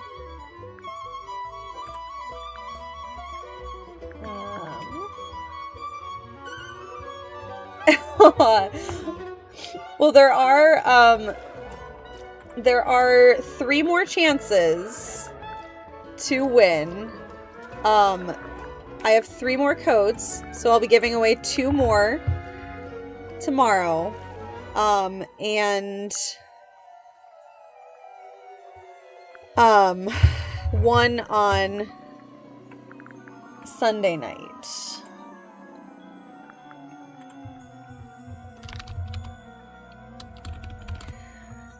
So if anybody wants a chance to win the game,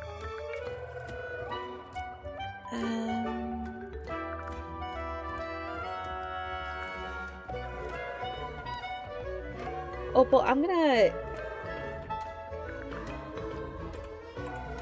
am struggling to find you. And stretch out to watch TV, that sounds good. Can you do me a solid and just send me a private message so that I know that I have the correct person? Because I don't want to send the stream key to the wrong person. Have a great night, Gumpy Gump. Thanks for coming in. But from what I gather, he knew it wasn't really his life's calling. Although he seems to have fallen back into it, so I don't know what's going on there. Creature of habit, I guess. If Grip didn't actually want to work in a shop, what did he want to do? Thank you for following. For the submarine. He'd probably be pretty good at that. Problem Okay, was, cool. Magnus I didn't thought need a that was navigator. you, Didn't want one. but was What? not 100% It's just, positive. Now that Mortuga's dead and there's a new captain. You're thinking Grip might finally get to be navigator? Under Cynthia? Maybe. All right, there you go. Enjoy the game. Wants to be Cynthia's navigator. I think he wanted to be Mortuga's navigator.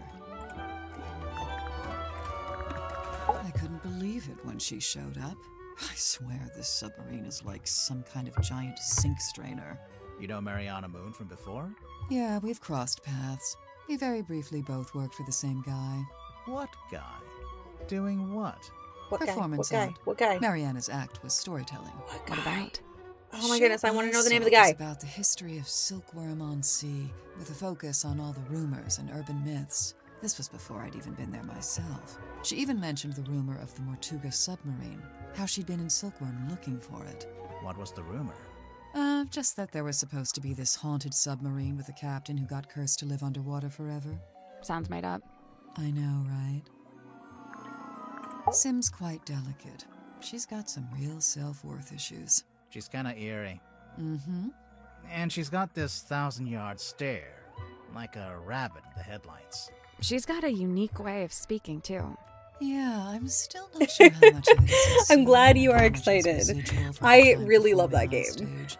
I have heard her talking more. So I was really excited for an When she's opportunity with to give you guys a What chance about to play it Sim's if you parents? had not. Orphan.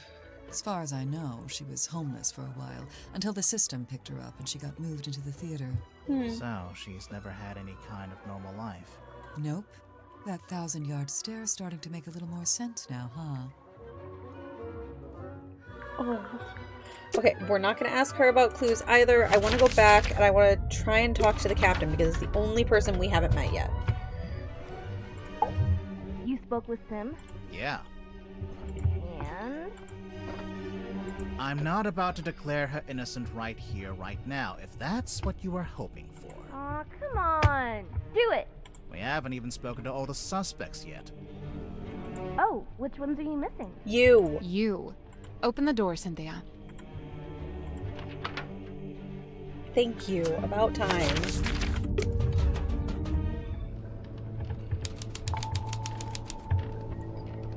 Ooh. This is cool. There's even an arts and crafts table. It's a normal table.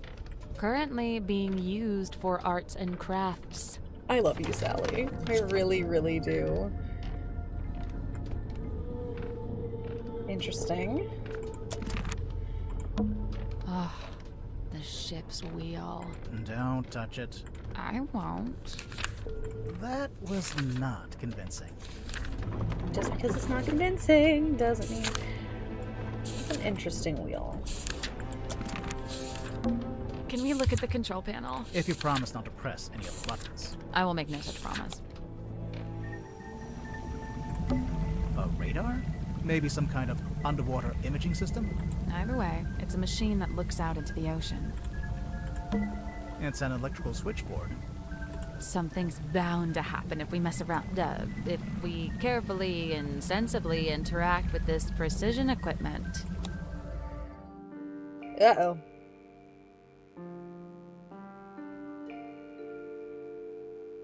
Okay. So... I have a general idea of what we should perhaps be doing. However,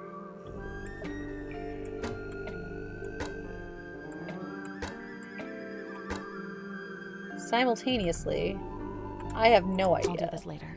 So, I'm also too tired. So we're not gonna mess with that. We're just gonna meet Cynthia. Hey, so thanks for finally letting us in.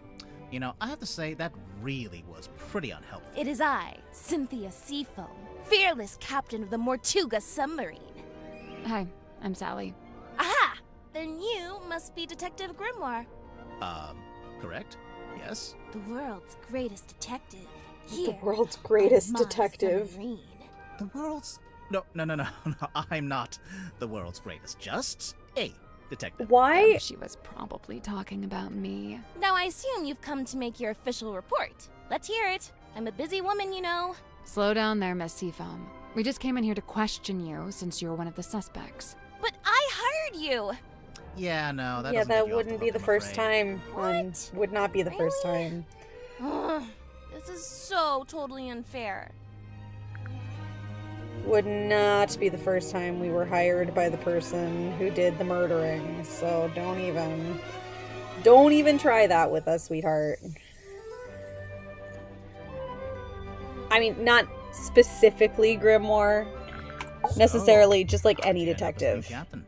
It's just the way it's meant to be. It's all above board, okay? I didn't say it wasn't. I didn't actually say anything. Cynthia, what were you before you became captain? Do you have any credentials? 15 years experience as a nautical engineer and shipyard mechanic. Family business. You don't look much older than 15 now. I'm 18! Ugh. How does an 18-year-old end up on a submarine? I came by rowing boat. That's not really what I meant. Wait, the rowing boat we saw up on the foredeck, that's yours? Correct. You should know, it's in bad shape, and it's missing an oar. I'll add it to the list. So how come you wanted to hire Grimoire? Because there's a murderer in our ranks, and they must be rooted out. So what do you want us to do exactly?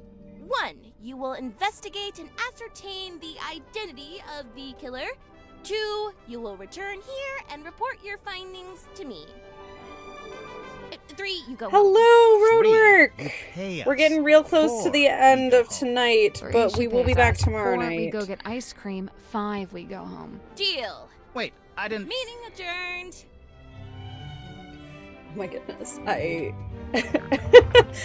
love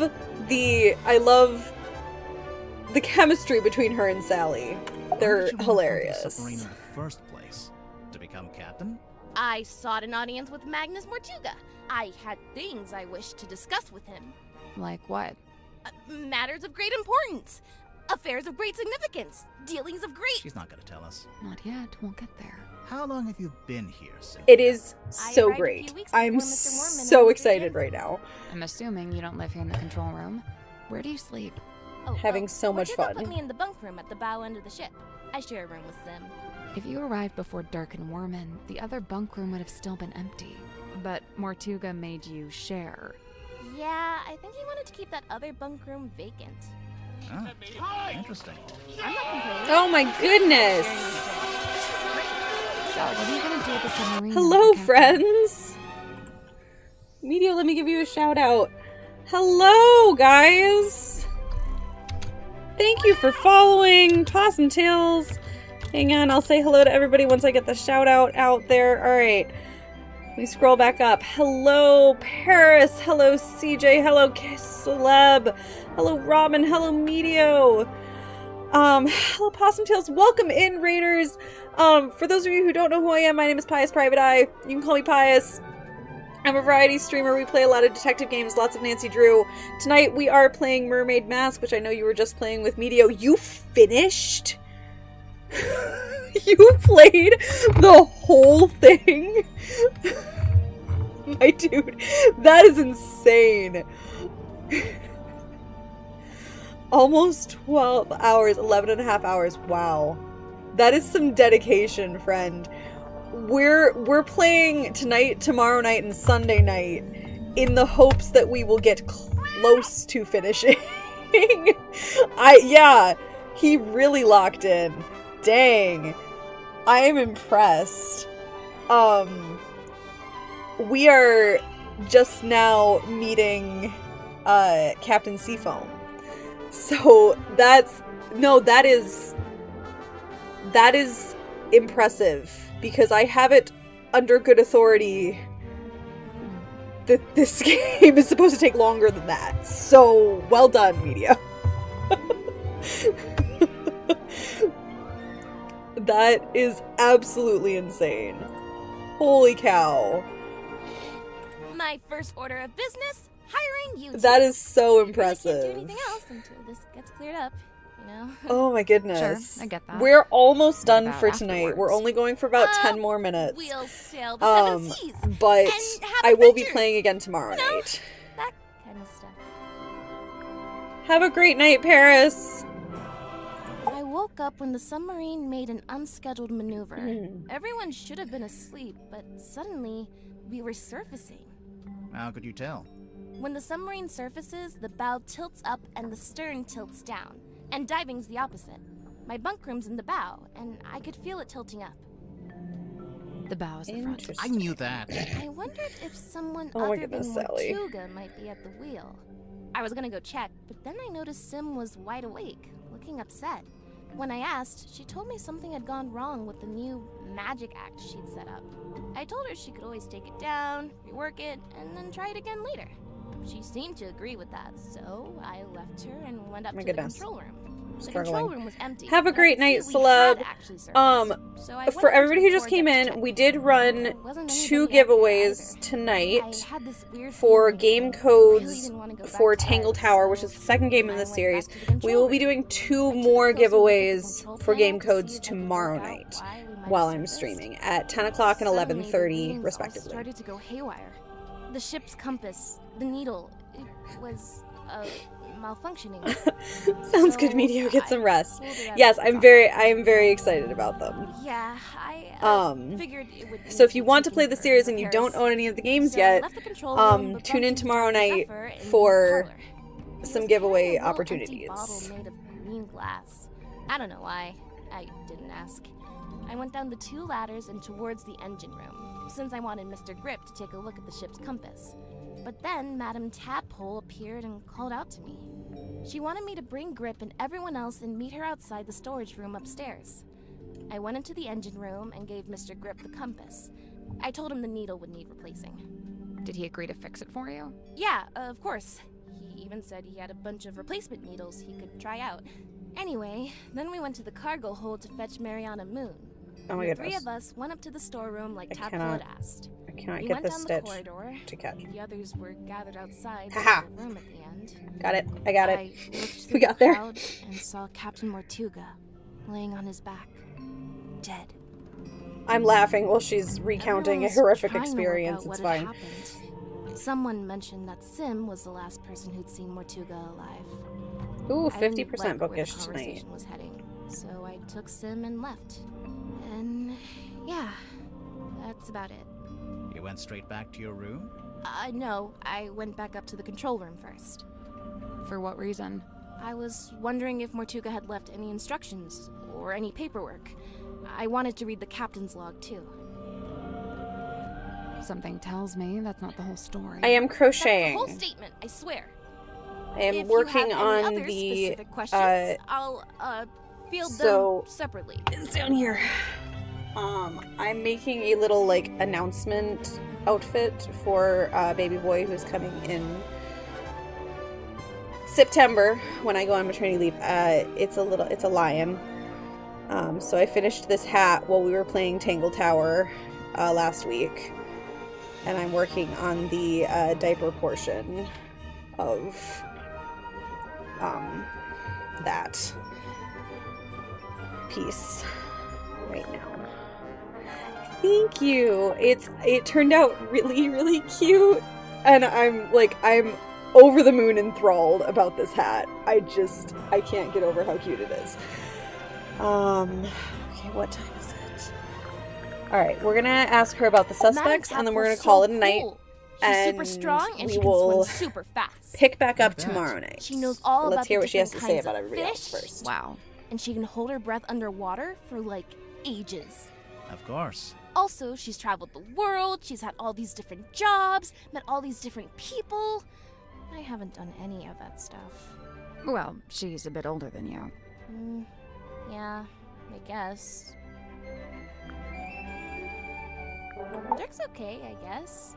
I've not got a lot in common with him. He grew up in a big sunny city. I grew up in a little gray fishing town where it literally never stops raining. I guess he's pretty wealthy now, too. From his movie. I don't know. I heard he didn't get paid that much at all. Really? I mean, Something he about is an his unknown contract, name, and his Van de agent. Peer is I'll get notoriously my violin out. I'm sure he's doing just fine. Let's change the subject. I prefer Crooked. to not speak Let's just ill go of with my that. crew behind their backs. I think Cynthia just remembered she's supposed to be the captain. I'm probably gonna have to draw up some rules on keeping pets. It's not that I want to ban them, but, you know, maybe a rule about not keeping them secret. And, what's this got to do with Zephyr? Oh, I'm pretty sure he's keeping an animal in there, in his dream chamber. But you've not actually seen it. No, I heard him talking to it, though, a few times. What kind of pet do you think it is? It could be anything. Dr. Zephyr's into some pretty weird stuff, and he's got, like, black market connections. Sim was telling me about it.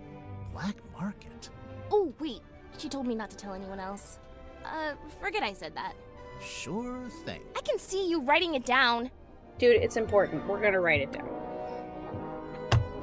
Mr. Warman? I usually just try to stay out of his way. He's kinda grouchy. Did you know him before the submarine? No. He did grow up in Silkworm, but he lived uptown in a big fancy house. And I, didn't. Born with a silver spoon in his mouth, huh? Come to think of it, I don't actually think Warman was born in Silkworm. And, I think he might have mentioned something about disclaiming his inheritance. I guess he wanted to make his own money. Which, by all accounts, is exactly what he did after he left town and wrote that book. So why would he need to come back? He just really wanted to meet him, I guess. Meet who? Who else? Captain Mortuga. Interesting. When did you first meet Mortuga? When he let me into the submarine. Oh, it's just, you're both from Silkworm.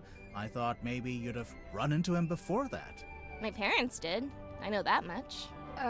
Remind me. The harbor master and the shipyard mechanic. Ah, that tracks. So Mortuga lived an active life back then. He wasn't like, recluse? I don't think he's ever been outgoing, but from what I gather, he was very loyal to the few friends he did have. In fact, I'm pretty sure he was trying to reconnect with someone he once knew from the town. Who was it? Did he say? No, I never found out. Interesting. That's row 2 of 4. I'm going to put it down now. Alright. I found out Mr. Grip wanted to be the submarine's navigator at one stage, but Mortuga never allowed it.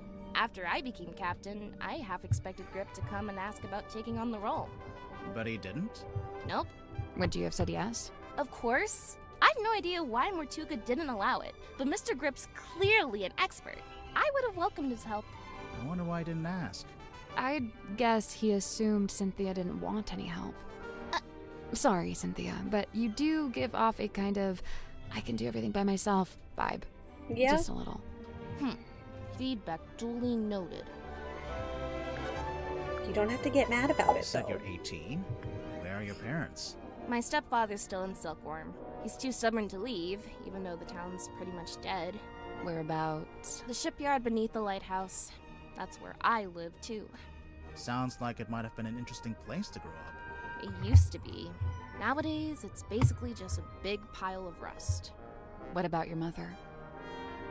I'm sorry. It's okay. So, Cynthia, why did you want to become captain of a submarine? Not a submarine.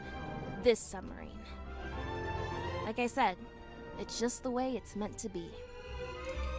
I can't help but notice that her hair looks a whole lot like the turnip-headed Mariana creature I've barely known her that longer than you Tadpole have. saw. Do you know why she's on the submarine? I have to assume she was invited. So, what? Nobody's allowed on board without being invited? Naturally. Who invited you? Okay, maybe I'm an exception, but Captain Mortuga granted me access and you let me stay. So it amounts to the same thing. You know, now Does that it? you're captain, you could tell Mariana to leave if you don't like her. I never said I didn't like her. I think she's very interesting.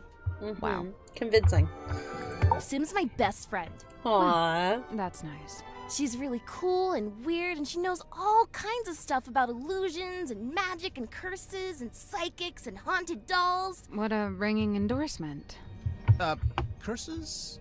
Oh yeah, Sim's obsessed. She's convinced that she's cursed. Or Really? even that she is a curse. That's why she wears that locket. I don't know. This sounds like kind of an unhealthy predisposition. Oh yeah, totally. I'm actually pretty worried about her. Especially since, you know. No? So it's looking like Sim was the last person to see Mortuga alive. They were both in that storeroom the evening he died. MLMs, hello! Welcome in, friend. We're actually, like, just about to raid I out. wonder if Sim would let us take a closer look at that locket of hers. Yeah, I bet you have been Can't hurt to busy. ask. Okay, so we have 2 suspicions to start with tomorrow night. But we are... It is midnight. And so it is Wait, time. Should we be calling this the... What's the difference? Oh What's well. that? Or if I can figure out how to get... Oh, crap. What'd I do? Oh, I just made it big. I was like, what just happened? Will this give me settings? Yes, it will. Okay. Progress is auto-saved. Okay. Alright, friends.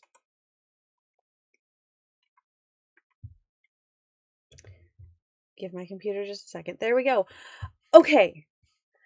I'm happy you got to come in and say hey too. I will be back tomorrow night at 9:30 or a little bit, not 9:30, at 9 o'clock or a little bit earlier if my kids go to bed. Like tonight, my husband will be home to help with bedtime, so we'll see if we can make that happen. The earliest I will probably start is 8:30. But plan on 9 o'clock and look for a notification if I go live early. There will be notifications on Instagram and on our Discord, as well as just here on Twitch. Thank you. I was going for Sally's buns, but my hair is curly and does not hold the poof as well as it used to.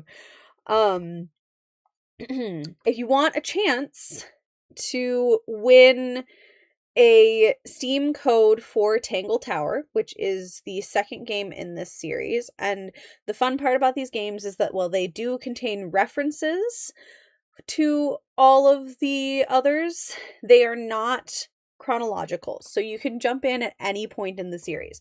So if you haven't played these games and you want to, and you want a chance to win, it's giving more wearable space buns. Thank you.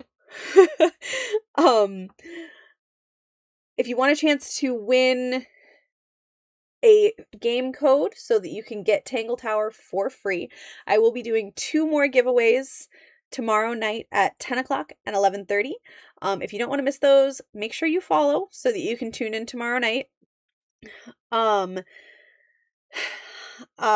Just like I said at the beginning of stream, I want to say a special thank you to Panic Department, who is sponsoring the release of this game, the release of the Mermaid Mask. They very kindly gifted me both a game code for the Mermaid Mask so that I was able to play on release night, and gifted me the game codes for Tangle Tower to give away to all of you. I am incredibly thankful for their generosity and their faith in me as a small streamer, because I am a small streamer. So, yeah. I'll be back tomorrow night at 9. Let's find somebody to raid.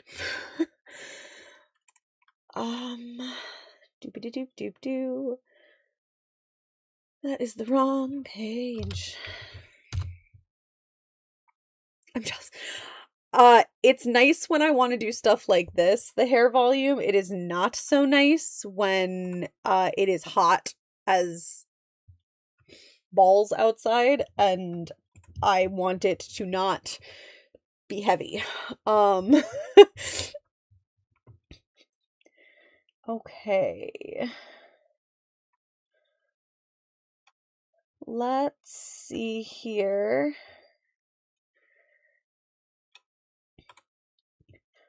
I keep considering cutting it all off, but I just got it long. It's taken like 2 years to grow out to the length that it's at, partially because I kept cutting it off. And every time I think about, oh, I should cut this off, I go, but I don't want to wait for it to grow again. I like being able to do things with it. So, okay, should we raid somebody else playing Mermaid Mask? In which case I will raid and run. Or should we raid Turtle, who is playing... I'll listen into your stream to keep me sane. I think Turtle is playing Minecraft. Yeah, let's go raid Turtle.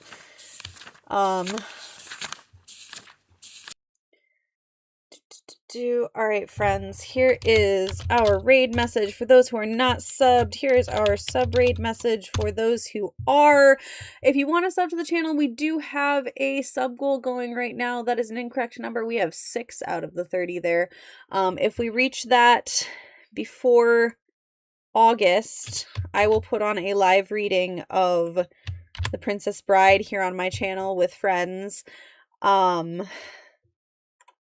But we have to reach 30 subs before August in order for that to happen. We're currently at 6. It just looks like we're only at 1 because I forgot to update it.